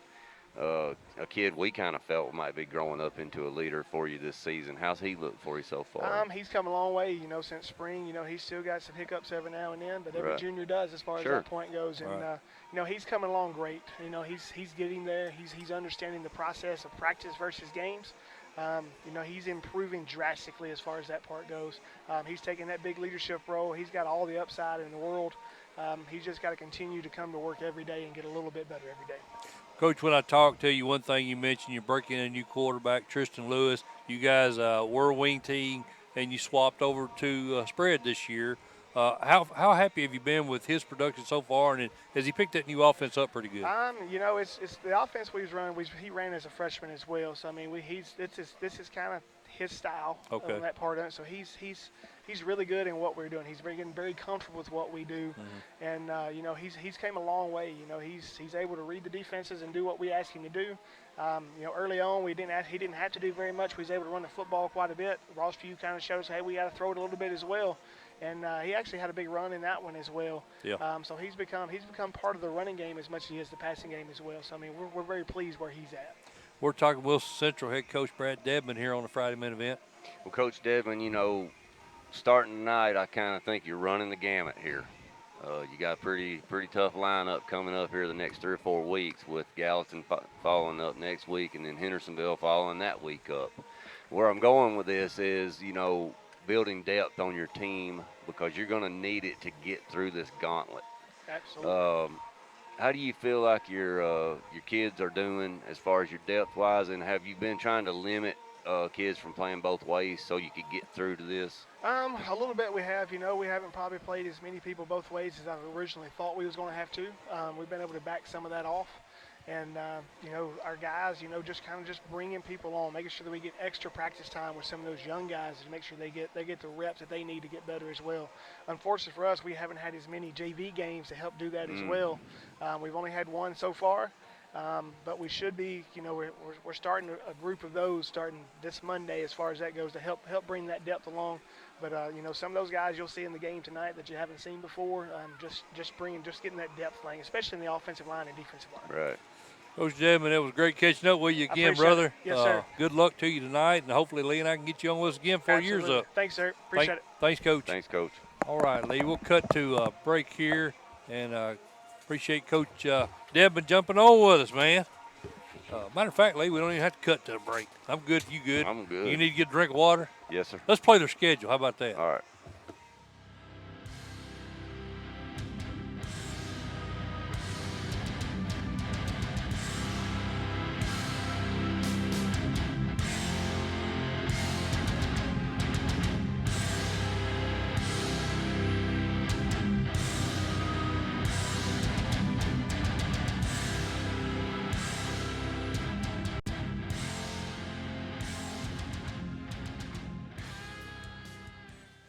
All right, Lee Teat, we are back here at Mount Juliet High School, Week 5 high school streaming with Friday Minute Event. I am Mike Mulder, and he is Lee Teat. And hopefully you guys know who we are by now. If you don't, you are obviously at our YouTube channel. There's a little button up there at the top, subscribe. That's right. That's the only requirement we have, isn't it, Lee? That's it. We're pretty easy to get along Yeah. with. And if you want to click the little thumbs up, stay away from that thumbs down. We don't like the thumbs down. We're like Arthur Fonzarelli, thumbs up. Give us the Fonz thumbs up. Ooh, you're going way back. I'm going way back, brother. I'm pretty old. It's 52 years here, and I love the Fonz. I had a poster of the Fonz up on my wall. You believe that? I was too little probably to have posters, but I remember the Fonz. What was that name of that restaurant, the diner? Arnold's. Arnold's. There you go. Oh, I can wear you out on some Arnold's. Happy Days trivia. Oh yeah. But I also had Farrah Fawcett, by the way. Every guy my age had a Farrah Fawcett poster. So yeah, I had the Fonz and Farrah Fawcett. A little more information you probably wanted. But Lee, let's give them a shot at the field out here while we talk football, so they don't have to look at you and I. How's that sound? Sound good. The kids out here warming up. Lee, where were we at? Talking about Smith big County, games. York. Oh yeah, I definitely want to hear your thoughts on Smith County, considering you're the resident Smith County expert here. I'm not an expert. Trust me, I've been away for a while. Do know several of the kids there. big shout out to Eli Martin. He just landed a scholarship for baseball. Awesome. Tennessee Martin. Uh, Pretty doggone good little pitcher over there. So good job, Eli. Proud of you, man. Uh, I like Smith County tonight to go on the road, and the reason for this is I think Coach Murray's made this an emphasis to get a road win. Yeah. You know, last week he went up against Upperman, and I'm gonna be honest with you, man. I'm not sure Upperman. They may be in the semifinals, buddy. Oh yeah, they're good. They've got a real They're good really shot, good. right? So I think that Coach Murray probably made this a point of emphasis this week, and I think they're going to go up there and get the win tonight. Well, I think that was actually 2 weeks ago, Lee. So they've actually had 2 weeks to prepare for this Yes, York yes, team. I that's think right. Yeah. they had a bye last week. 77% of the Tennessee sports fans like the Owls to win this one, and I'm kind of inclined to agree. I think Coach Wright's Dragons struggling a little bit, 2-2 so far this year. They got beat by Rusty Bradley's Knoxville Grace team last week. They did beat Grundy County, lost to Oneida, which is a very good 2A team, beat Jackson County. So they don't have a signature win yet. The two opponents they had defeated, not expected to do real well this year. So I'm not sold that this Dragon team is even close to where they were at last year. I don't think so either. And, you know, like I told you before, Smith County's got four, 5, 6 kids there that, you know, pretty solid little ball players, man. Quarterback's playing very well. Tailback's playing good. They got a really nice linebacker there. So Yeah. I think they go on the road and try to get an emphasis win tonight, and that'll help them in the region play. I'm going to go with you, Lee, and this is a Region 4 That's showdown here, 3A showdown.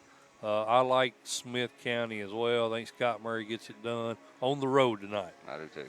All right, Lee, our number 23 game, Freedom Prep at Memphis Middle College. I kind of call a little flack from Southtowner and some of our Coach T fans when I put Freedom Prep in our preseason top 10, Lee T. But the Freedom Prep team is 4-0, 43 points a game. And if that's not impressive enough, nobody scored a point on them yet. That's right. So what's your thoughts on this one? I think Freedom Prep, you know, Memphis Middle College, 3-1. Yep. You know, but they lost to a real Greenfield. Right. Pretty good team. Or actually, really good team. Yeah, they are. They're very good. I'm gonna go Freedom Prep on the road, and the reason being, man, is I think they got too many All-State talent. They got a lot of All-State players on that team, buddy. Yeah, they're loaded, man. It's 19 starters back off the team went 9-4 last year. That's right, man. You mentioned Greenfield, of course. Tracy Isbell Yes. is our connection over there. He kind of lets us know what's going over in the Lake County region and That's Dresden region. Of course, they're in with those guys. His son Michael plays safety for Greenfield, and you know that he feels that you know Middle College is a pretty solid program. 34-22 was the difference last week in that loss to Greenfield, but I like Freedom, man. I'm kind of one of those guys. If I'm strong on a team, I'm gonna stay strong on it, especially as long as they're still undefeated. Well, we both like Gary Banks. Yeah. You know, athlete over there. So. Yeah, they've got several good athletes, Lee. So we're gonna agree on that one. Freedom Prep. Have we split on any games yet? Not yet, but we only picked 3. Well, that's true. 4. I'm sure it's going to happen, isn't it? All right, Lee. Let's go on down. Next game we got on the docket is Hardin Valley Dobbins Bennett. Hardin Valley, I think, despite the 1-3 record, Lee, I think they're better than what that record indicates. They fell to Knox Central 16-7 last week. So, you know, they were in that game. Lost to Science Hill, very good Science Hill team. But they did beat Oak Ridge week 1. So I think that 1-3 record's a little deceptive. I think they're better. I think Mike Potter's team's a little better than that. I do too, but I don't think they're as good as Dobbins Bennett. I really don't. Dobbins Bennett's off to a really strong start, 3-0. They beat Bearden, Oak Ridge, and Tennessee High. Cade Malfin's playing very well right now. Yep. So I'm going to go Dobbins Bennett in this ball game. Well, 60% of the Tennessee sports followers on Twitter like DB. I'm going to go with it. At home. It's at home. I'm going to go DB as well, Lee. The next game is Mount Juliet Cornersville. Really looking forward to this, and I had actually had contact with Coach Bradley a couple of different times this week. His team had some very key injuries. I know Keyshawn Hudson, the their daunted wide receiver went out with a concussion last week. Kane Forrest, another kid, pulled a hamstring, second play. So that was two big playmakers he lost early in that game. The 26-7 loss to Fayetteville we're talking about. Now, really how I pick this game is going to be dependent. He said they're going to be game time decisions this week. That's really going to weigh into what I think is going to happen is whether those two kids are available or not. Hamstring, buddy, that can nag at you all year long. Right. I pulled one before. It was Right. no fun. Whole back of your legs black. It's terrible. And then, so that's not going to help anything. And then, like you said, was it Hudson or Forrest that got Hudson's the one that got the concussion. Yes. So hopefully he's got the cobwebs out. But there you got to be even more careful. Right. For that reason and that reason, well, two reasons. Cornersville's at home. And if Hudson, is probably, I don't know if he's back 100%, and Forrest, with a pulled hamstring, that's tough to deal with. And for that reason, sound like you're going Bulldogs. I'm going Bulldogs. Man, I struggle with this one, Lee. Again, the unknowns is what's killing me. I don't know what the status is on key players. I'm kind of inclined to agree with you. Of course, Cornersville won this game 48-0, but if you'll remember, it's a different team, and that Cornersville team shut everybody out last year. Right. But last 9 games of the season were shutouts. I need to get with Coach Randolph and see, because they started off 0-2. Yeah. And now they're 2-2. Right. Or some of these kids starting to jail now and get their feet under them, and I'm wondering if that's kind of what they were expecting. Yeah. Coming in. Well, they were young, so very young, but a talented group. He talked about that last year. Hey, I got another talented group, a young group coming in. So I like Cornersville tonight, I think. Well, because they're home, I'm going to agree with you, Lee. If this was at Mount Pleasant, even with the injuries, I think I would still go with the Tigers. But I put a lot of emphasis in these small schools, especially at If you'll remember, Cookeville the last 2 years, Cornersville, one of the biggest fan, involvement in all the teams we saw up there. Oh, unbelievable. I mean, everybody in the city of Cornersville was there. So I guess what I'm getting at is that's become a really good football environment down there in Cornersville. Yes, it has. Absolutely. So, in my opinion, that gives them a pretty good edge, having home field advantage. It does, but don't sleep on Mount Pleasant. Don't sleep on that Fayetteville team he lost to last week is good. They're darn good. You're right. I agree, Lee. All right, so we'll go with Cornersville, but I wouldn't be shocked at all to see this one go the other way. Columbia and Lincoln County, Lee Teed, Jason Holt's squad 3-1 now. I would just be quite frank, their record hasn't really impressed me. They haven't played anybody significant. The only good team they played was Summit, which they obviously got beat. Right. They beat Overton, they beat Dixon County, and Spring Hill's not as good as what we thought they were going to be. Right. So I don't know that 3-1 record is an indication as to how good. Not saying they're not good, but I don't think we know. Yeah, we haven't seen. They're not tested yet. They're not tested exactly against Summit, which Summit's a very good squad. They lost to Summit. Right now, flip side, Lincoln County won this game by 1 point last year.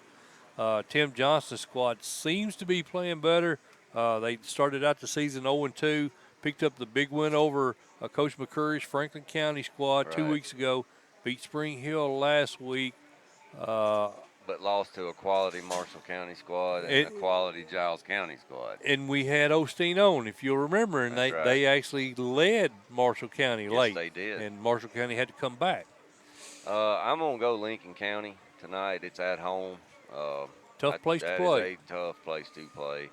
And, we've talked about Coach Johnson there. Thought it was a good hire. It's going to take him a little time. I think Trey Allen has a big ball game tonight for Lincoln County. Their tailback transferred in from Fayetteville. Yeah. I think he has a big ball game. Yeah, tonight. he's done well. Rudy Cooper has done well. Jake Sarles has he's not killed them. He's not done anything flashy, but he hasn't killed them. And sometimes that's all you need out of a quarterback. Exactly right, buddy. Somebody that can distribute the ball. Right. I'm going to go with you, Lee. I'm going to go Falcons. 60% went with Columbia. Yeah, and I can see that. Columbia's very athletic. They're always athletic. Yes. But Lincoln County, I think home field maybe gives them a slight edge there. Sycamore and Fairview, Lee Teat. We had Chris Hughes on with us. Of course, we've had Coach Justin Robinson on with us a couple times as well. The War Eagles. This was another game split right down the middle. 50% went one way, 50% went the other way. Waverly defeated Fairview last week. They kind of righted the ship. Of course, Randall Bolden, new head coach down there. Right. Big win for those guys over a larger Fairview team, 26-24. And then, of course, Sycamore got boat raced 42-0 against Heritage last week. So, Right. what's your thoughts on this one, brother? I'm going Fairview at home big. 33-13 was this. And Anakin King, remember, Coach Hughes was real high on him in the spring. He's not putting up a ton of numbers like yardage-wise. Right. I think, they're running the football a little bit more. And I would, too, if I had Nardazzi in my backfield. But he's stingy. Right. King is very stingy with the football. Yeah. So I'm going to go Yellow Jackets at home. I'm going to go, too. I think Nardazzi will probably be the difference in this one. Averaging 125 a game. Yeah, exactly. I think he has a big game tonight. Fairleigh High and Mitchell. Fairleigh was another team, Glenn Robertson's squad. We were very high on. This is a Region 8, possibly Region 8 title on the line here, Lee. I think so. Now, if you look, Mitchell coaches have their stats up. Hayden So, their quarterback, he's done phenomenally well. 673 yards, 7 TDs against no interceptions. So he's not going to get you beat. And Nathan Cole's squad, other than the loss to Ridgeway last week, have looked very good. 3-1 now. Fairleigh also 3-1. Their only loss was to Hernando, Mississippi, out-of-state game. This is a tough one to call right here. I didn't have a real strong vibe on this one. Buddy, anytime I don't know, man. I think Fairleigh goes on the road right here and gets this win. Fairleigh won this one 26-6 last year, Lee. I think Fairleigh might get on the road. I like Coach Robinson. I do too, because he's a Rodney Salisbury. But the more I look, prodigy. Mitchell beat Westwood, and we were just talking about how good their quarterback is down there. Now it's Westview. Yeah. I don't know. What do you think? This was a tough one for me, man. We went Fairleigh preseason. I'm going to stay with them, but I think this game's going to potentially be a really good game over in West Tennessee. 75% went with Mitchell. Yeah. You want to go that way, ain't you? I like the fact that they got a quarterback that doesn't make many mistakes. So you went Fairleigh? I went Fairleigh. I'll go Mitchell to split it. All right. I like it. Because I was home, man. I didn't. I'll go Mitchell. I didn't have a strong feel either way. South Gibson, Lee, McNary Central. This is a Region 7. Of course, we had our buddy Coach Kirby on earlier talking about this Region 7. Top to bottom, I think probably the best region in the state. South Gibson's 4-0. They beat Crockett County 21-14.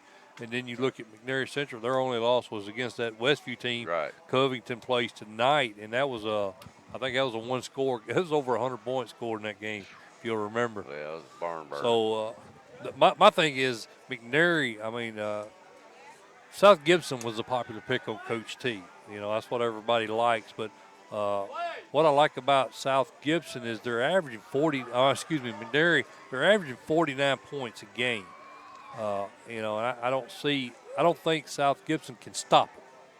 So my question is, can they score with them? Does South Gibson have the offense to score, to have a shootout type game? That's the question for me. Well, here's the thing, though. South Gibson runs a triple option. Right. So you can keep the ball away from McNary Central. I see your point there. And, I like the fact that they can control the clock if they have to. And I think their strength of schedule right now, I'd lean a little bit towards South Gibson. Yeah, I beat would a Milan, a Trinity, and a Lexington squad. Yeah. I'm going to go the Hornets. South Gibson on the road. Gibson. All right, good deal. I'm going to go Bobcats. I like McNary Central, man. I'm going to go with them. Hunter Ballard, talking to your point, though, he had 19 tackles last week against Crockett County at the linebacker spot. So, right. If he has a big game, who knows? But you're going to have to make a believer out. I don't think anybody's going to slow down Coach Frank's Bobcat squad this year. Don't look like it. All right, brother. Union City, our buddy Darren Bowling takes on Gibson County, the Pioneers. And this is a game, Gibson County, 63% of our fan base likes the Pioneers of Gibson County in this one. What's your thoughts? Buddy, they beat O'Bine, they beat Halls. But I tell you, Union City lost to a very tough Lake County squad, right? Yes, sir. But you and I both think that that overtime win that they picked up at Adamsville might have been a little bit of push that the Golden Tornadoes and Darren Bowling needed to get Yep. back into that winning mentality and over the hump for this team. Yep. And for that reason, I think Union City may go on the road tonight and squeak one out. I agree with you. Do I you? like Union City also. I sure I think do. they're going to go down there and squeak one out, buddy. Yeah, 70% of the Coach T people that do the big ones picks on Coach T. Coach T is our sponsor, by the way. Sure. We failed to mention that, but we appreciate Jim Thompson and all those, Yes, sir. all that bunch over at Coach T supporting us every week. It's been a good union with them the last 2 years.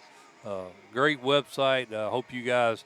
I think majority of people watching us are Coach T members, but if you're not a Plus member, you need to become one. So show your support for CoachT.com. Getting back to the game, Lee, I like Union City like you do. I think, like you said, I think that Adamsville victory, they were 2 scores down 2 different times in the fourth quarter of that game. They were able to fight back. Coach Bowling told us last week he thought that was a turning point for the kids, and if he tells me that, I'm gonna believe it till I see otherwise. That's right. All right, Lee. Trousdale County, Westmoreland. 2 weeks ago, I wouldn't have thought a whole lot about this game. Then Watertown, despite being down 13-0, come back, gets the victory over the Yellow Jackets, assisted by 5 turnovers, I think, in that game. Blake Satterfield in his first year there, following Brad Wagner's footsteps at Trousdale. I think he probably got in them pretty good because they wore Gordonsville out last week, 49-0. What do you think is going to happen in this one? A lot of running. A lot of running. Wing tee on wing tee. Type style, styles of offense. It's at Westmoreland. Yes. I don't know, buddy. I think that Trousdale gets this win, but this is an intriguing game to me. Really, it is. Chad Perry's done a really good job in his right, second man. year there at He Westmoreland. was 8-4 1 year, first year, and then 3-1 now. They're playing better football up there. And let me tell you something, man. They ain't lacking for athletes up in that area. Right. They've always had them. I used to have a bunch of boys up there, Clint Brown, Brad Brown, all these Brown brothers, and they was real good ball players. Right. So I'll tell you what, though, I'm going to go Trousdale. I still think they get them on the road. Trousdale County. On the road. I'll tell you what, Mr. Teat. I'm going to agree with you. You thought I was going to go the other way, didn't you? No, I think. No, if they were on the creek bank, I would be totally comfortable. But the fact is that Westmoreland, maybe the Eagles hang around. If they can hang around, I think in the third quarter there, Lee, they got a shot. They played a tough schedule. Yeah, they have. They lost to a tough Livingston Academy team. Right. So they've seen a little bit of battle there. And they beat Macon County, who we thought would be pretty good. Kyle Shoulders' bunch hadn't proved out to be that way. But so I still like Trousdale, but I don't know it'll be a blowout. No, I think it'll be a ball game. And we thought preseason this Region 4 would be a 3-man race between these two teams and Watertown. And it's kind of shaping up to be that way. That's right. Austin East and Greenville, Lee. Austin East did a whole lot of healing last week. Their offense shut out first 2 games, unfortunately at the expense of our buddy Rob Black's Fulton squad. 70-36 was the outcome of that one. I never saw that. I didn't either. So they've got another huge test tonight as they travel to Greenville. And I think Dan Hammonds, after that opening week, lost to Powell. His squad has been playing really good. They beat a solid Science Hill team 33-24 last week. What's your thoughts on this game? I like Greenville at home. I do. I think it's tight. I think it's going to be a pretty good ball game. Probably about like what they did against Science Hill last week. Maybe 10-point ball game. Yeah, if that, Lee. I think this Austin East team, Jeff Phillips squad, I think they are playing much better. Now, you got to remember they lost to Alcoa and they lost to Knoxville West Early.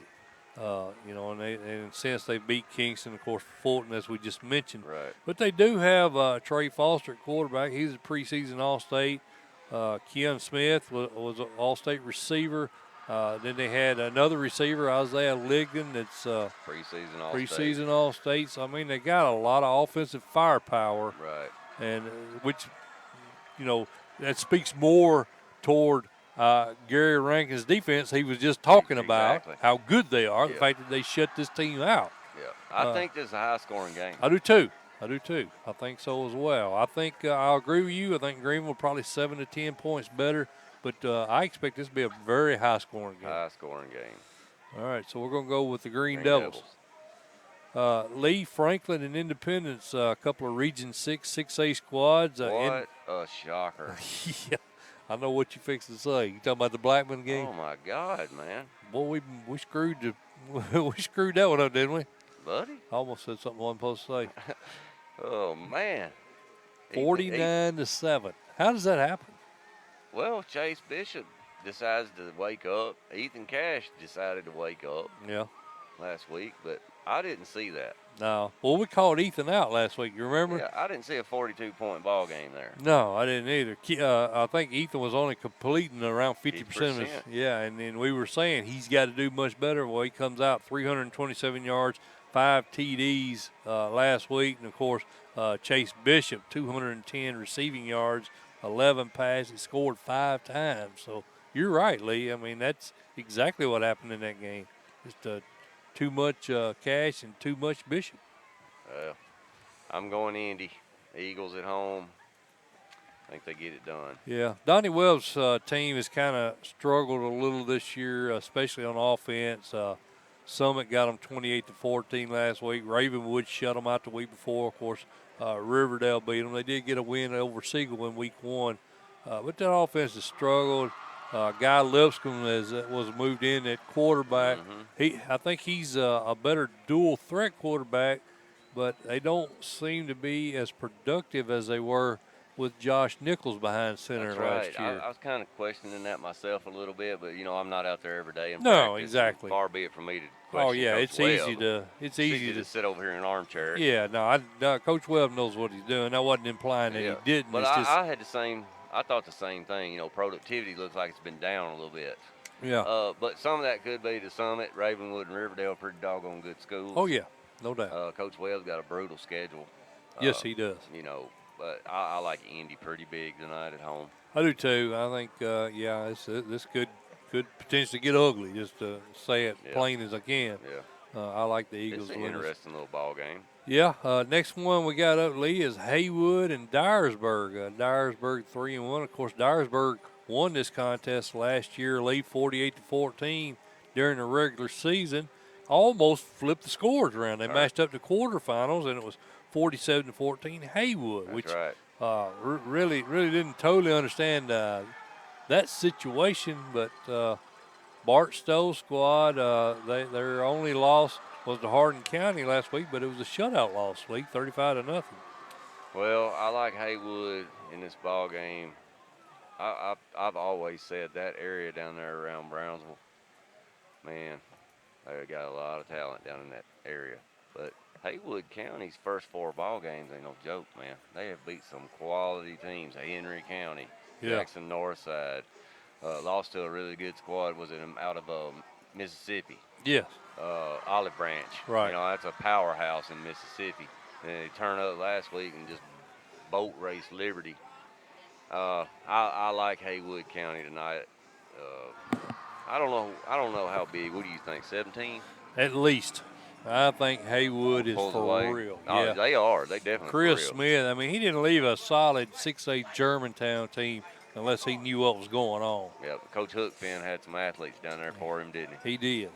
And we thought, losing Hines, and to Courtney Reed, we thought maybe they would be down a little this year, but they had other kids that stepped right in. Josh Owens leading that defense, and then they Yep. got big Kendall Bond on that offensive line. Andrew So, Reed, the yeah, safety there, preseason All-Stater. yeah, he's got an abundance of kids, Yes. and they've shown, that they're gonna contend again this year in 4A. I think they got to be in the mention, no doubt. I think to Absolutely. them and possibly Springfield maybe, as far as teams on the west side of the state. East side of the state again, I think Anderson County, Oh, yeah. Elizabethton, obviously Greenville. Greenville, Marshall counties look good. Yep. Nolans will look good. So I think I like the east side of the state in 4A to repeat again this year. But I think Haywood has a good shot at getting back up there again I this think year. so too. And they bend now. Yeah, exactly. Last year, that was a kind of a deer in the headlights. Right. Hit them right out of the gate. Right. With Greenville, but now they've been there. Right. Yeah, they may get right back, buddy. They might. I like them, man. Lee, a big game over in the east side of the state. We got to get Greg Ryan on. I hadn't had a chance to get him Yeah, on we yet. do. Greenback. We actually got Holden Willis's mom, one of our big fans on Facebook. We appreciate her. That's right. Chiming in frequently on Facebook. Man, her son, wow, he's leading the state, Lee, in receiving yardage. He's played lights out. He Had caught a big ball game last week. Yeah, caught 6 passes, 231 yards, scored twice. I guess a really good Oneida team. Braden Carnes is having a huge year. He had over 300 yards passing.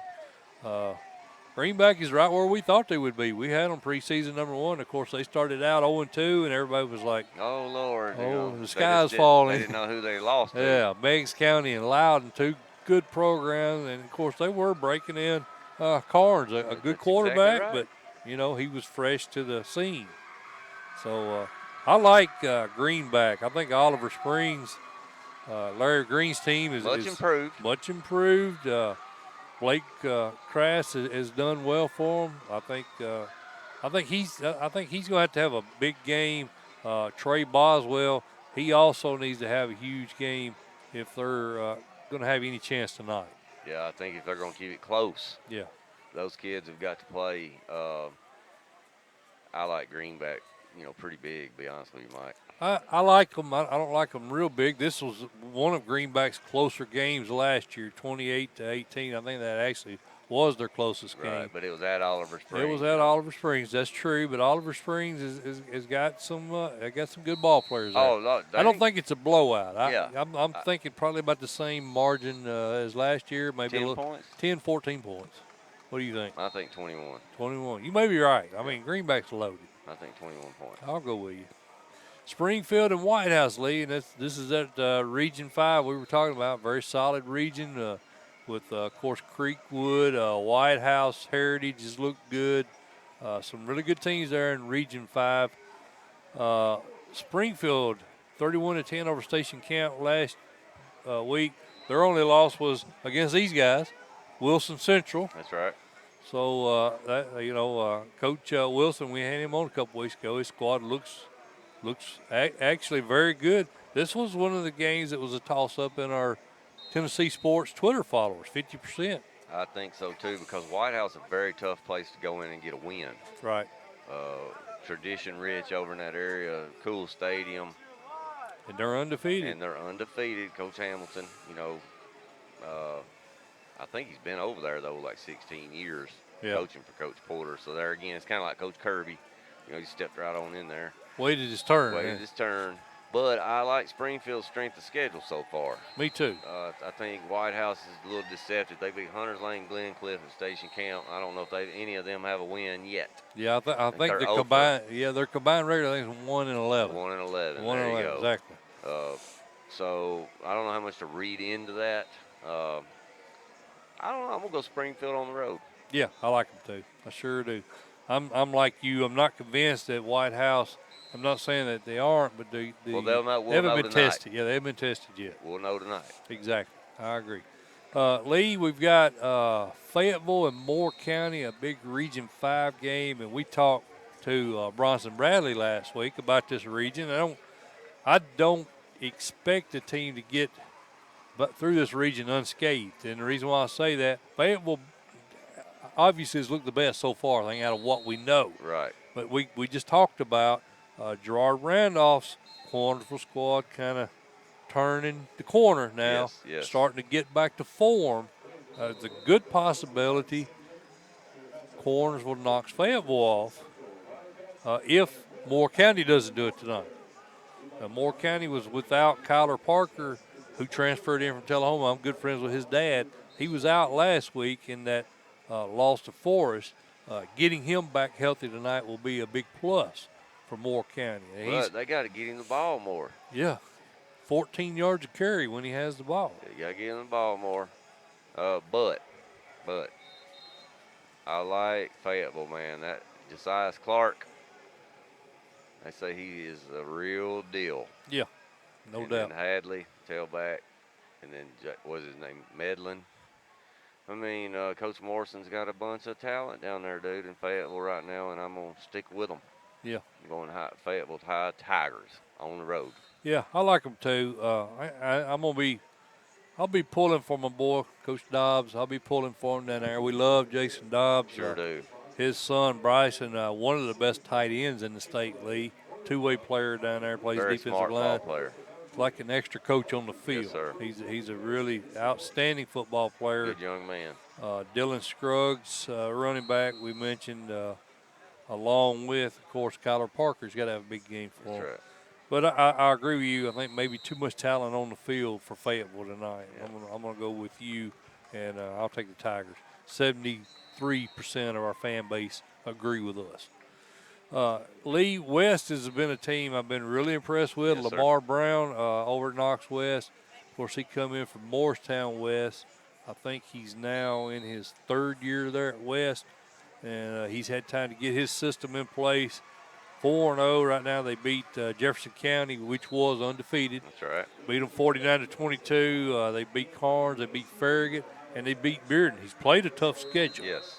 Now he's got Oak Ridge, our buddy Joe Gaddis. What's your thoughts on this one? Knox West goes on the road tonight and gets a win. I tend to agree with you, but Oak Ridge did kind of right the ship the last couple of weeks. They beat a solid Farragut team last week, 21-14. Never count out Coach Gaddis. At home. Yeah, he's got 317 career wins for a reason. The guy knows what he's doing. Yeah, they're at home. But They're at home. I like Knox West. I think they got too many athletes. Oak Ridge won this game 24-21 last year. Similar circumstances. Both teams similar amount of returning starters. Should be a good game. Close. It'll be a close game, but I like game. Knox West to get the win on the road. I agree with you. I think the Rebels may be a little too stout this year. All right, Lee. Next game on the agenda is Creekwood, and these kids are stressing me out walking over our cord here. Oh yeah, they'll be all right. We still got slack, I think, a little. Hope we don't get unplugged here. Yeah, we'll be Get all unplugged. right. If we go over there, y'all know what happened. Somebody yanked their cord out of the wall here. Creekwood and Montgomery Central Lee. This is two more teams in that Region 5 4A. We talked about this earlier. I think one of the best regions in the state in 4A, and the Red Hawks of Creekwood, Houston Thiel. I always say his name wrong. We had him on last year. We need to get him on again this year too. 4-0 now.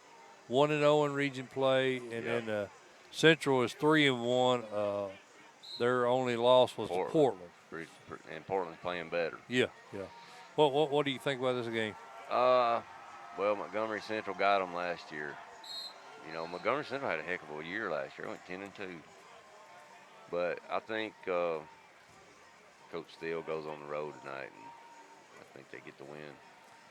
You like Creekwood. They're getting ready out there, Lee. The big boys are hitting down there. Yeah, I like Creekwood on the road to get a win in Montgomery Central. Well, I think I'm going to agree with you. I like this Indian squad, but I think, and we like Creekwood in preseason. Yes. We thought it would come down to them and probably Springfield. And Because they got 7 on both sides of the ball coming back. Yeah, exactly. I still think that's the two front runners in the region. Right. Lee, your buddy Chuck Gentry's got a big home game tonight. He's got the Commandos of Hendersonville. What's your thoughts on this one? I'm on, man. I don't know, buddy.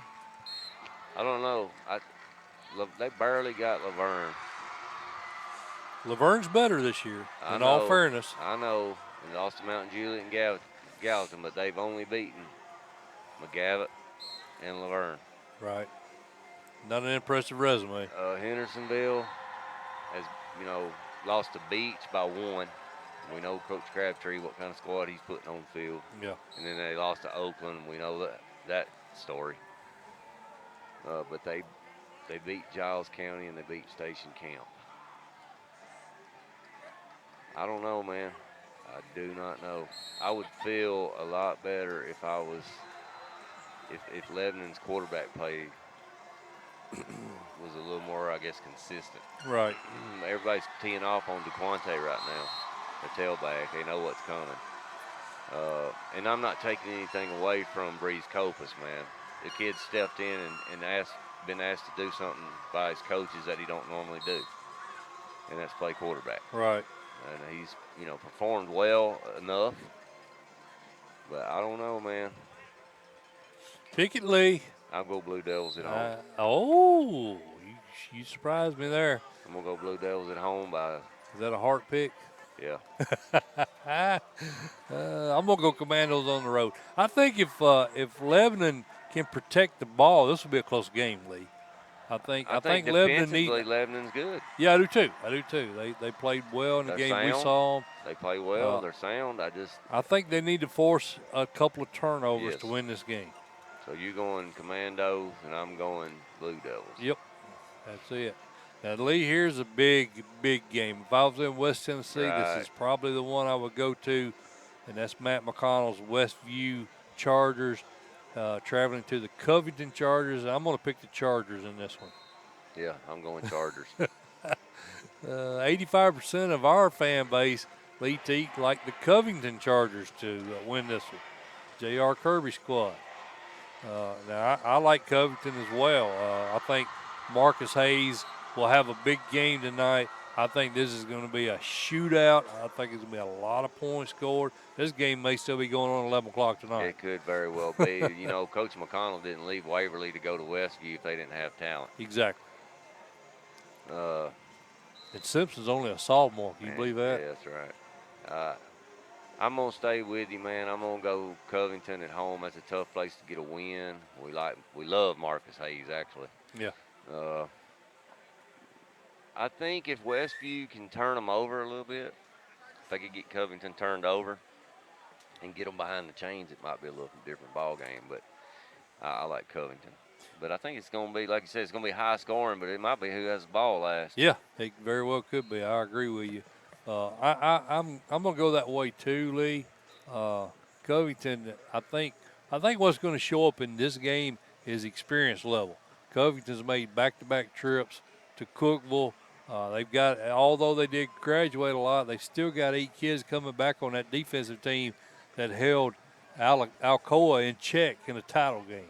So they're very good defensively, and that's what Coach Kirby said tonight. He's very happy with the defense. So they haven't been tested like they're going to be tested tonight. So I'm curious to see how they hold up against that Westview offense and Ty Simpson, the talented sophomore quarterback. Yep. So we're going Covington. We're going Chargers. We're going Chargers. There you go. Marshall County at Maplewood. Lee, we saw Marshall County last week. Very impressed with Thomas Osteen's squad. I think the young quarterback, Bryson Hammonds, is getting better every week. He never got rattled last week. They got down by a couple of scores early. Did not turn the ball over. I'm really impressed with him. Him and, of course, Cade Cunningham at Shelbyville. That was a clinic those two sophomores put on last week. That's right. I like Marshall County to go to Maplewood and get this win, but don't read too much into that 1-3 record from Maplewood. 2 of those 3 losses are to East Nashville. Well, 3. East Nashville, Hillsboro, and Pearl Cone. How many teams are going to beat those teams? Very few. Yeah, exactly. So I expect this to be probably a little closer than everybody else does. Yeah, 65% of our fan base liked Marshall County to win this one, but I agree with you. Orcente Bruins, very good coach. He just graduated so much off Yes, that last year's team. he did. He did. But I think this is going to be maybe a little closer than some. Yeah, I think you're right, Lee. It's always tough to go to Metro and get a win, and it's a daunting task. But I think Marshall County's got enough senior leadership with Rucker, and of course Andrew Gold, another Right. kid that they're going to be expecting from that senior class leaders. But I think Rucker's going to have Javari Rucker. I'm talking about. Right. I think he's going to have a big game Big game for him. tonight. Yep. I like Marshall County. Stratford and Giles County, Lee. That's two members of that Region 5 we were talking about. I'm sorry. I thought he was having a national anthem. I'm like, they don't never have it this early. Stratford, Giles County, Region 5, well, along with Pearl Cone and East Nashville. We feel probably the toughest region in the mid-state, definitely in 3A. This game has been the hardest one for me to read. Yeah. Because I was looking at the records, Mike. Yeah. Stratford lost to Pearl Cone, Franklin Road Academy Private School, and they beat Howard. Right. And you go down there to Giles County, who they lost to? East Nashville, Hendersonville. And beat a good Lincoln County beat team. a good Lincoln County team. Yeah. This one to me was the hardest. I still don't know who you talked me into one here. Well, what my concern is for Stratford is Samuel Armstead has really struggled at quarterback position for the Spartans. He's completing less than 50% of his passes. He's thrown 5 interceptions, only 2 TDs, and what that's done, Lee T, is allowed teams to focus more on that all-state tailback, James Moore. Yep. When you don't have to worry as much about the passing game, you're a lot easier to defend, especially when you're running a pro-style offense like they do at Stratford. So for that reason and because they're going up against David O'Connor, who is in his own right an exceptionally good coach, and I think Giles County probably being the more balanced of the two teams, Giles County had 2 weeks to prepare for this thing. Well, Stratford did as well. That's right. I would probably give I think Giles County is a very tough place to go win a game.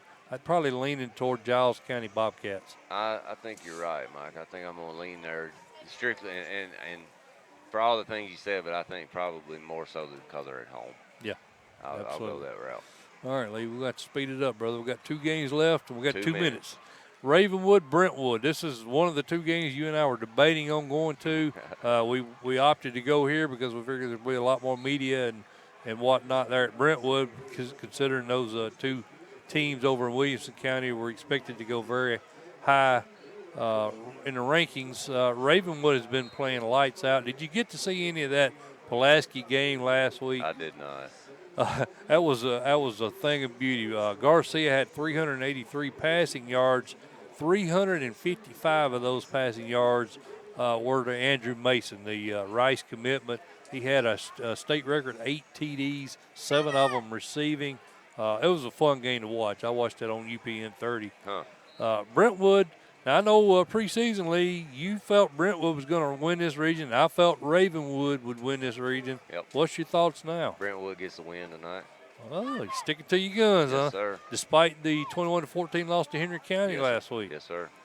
All right. You kind of surprised me. I thought you might flip right there. They're at home, and I think they're going to do the exact same thing they did last year. I think Brentwood gets the regular season win, and then they'll meet up sometime in the playoffs, and it'll That could happen. I think it's kind of playing out that way again. Yep.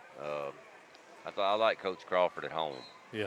Yeah, he's a good coach, no doubt about it. He's one of the best. Right, so I'm going to go Bruins and split it. All right, I'll go Ravenwood.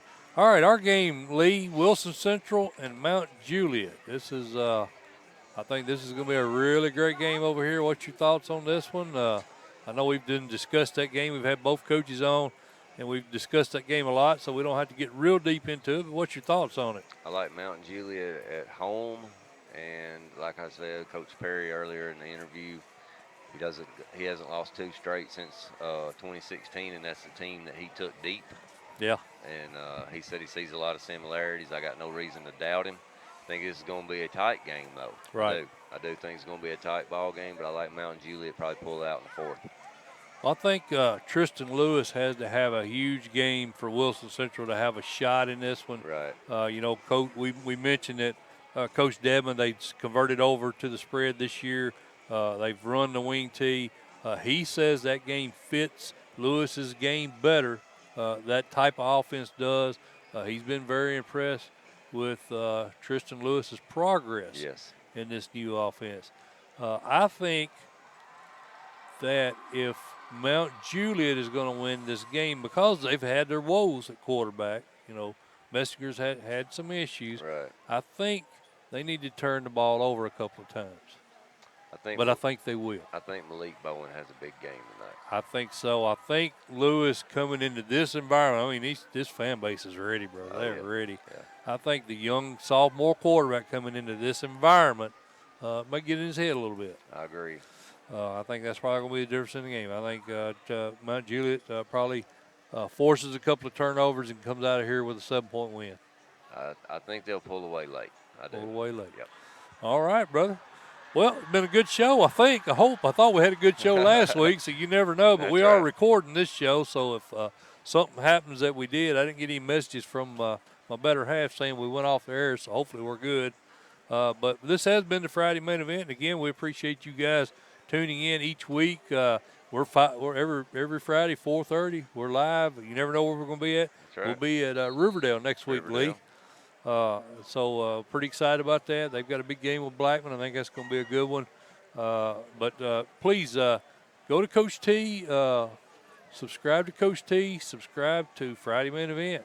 We appreciate you guys checking us out and look forward to it every week, don't we, Lee? Yes, sir. All right. Well, I'm Mike Mulder, and he's Lee T. We're going to go ahead and get out of here, get ready for this kickoff. We'll see you guys at Riverdale next week.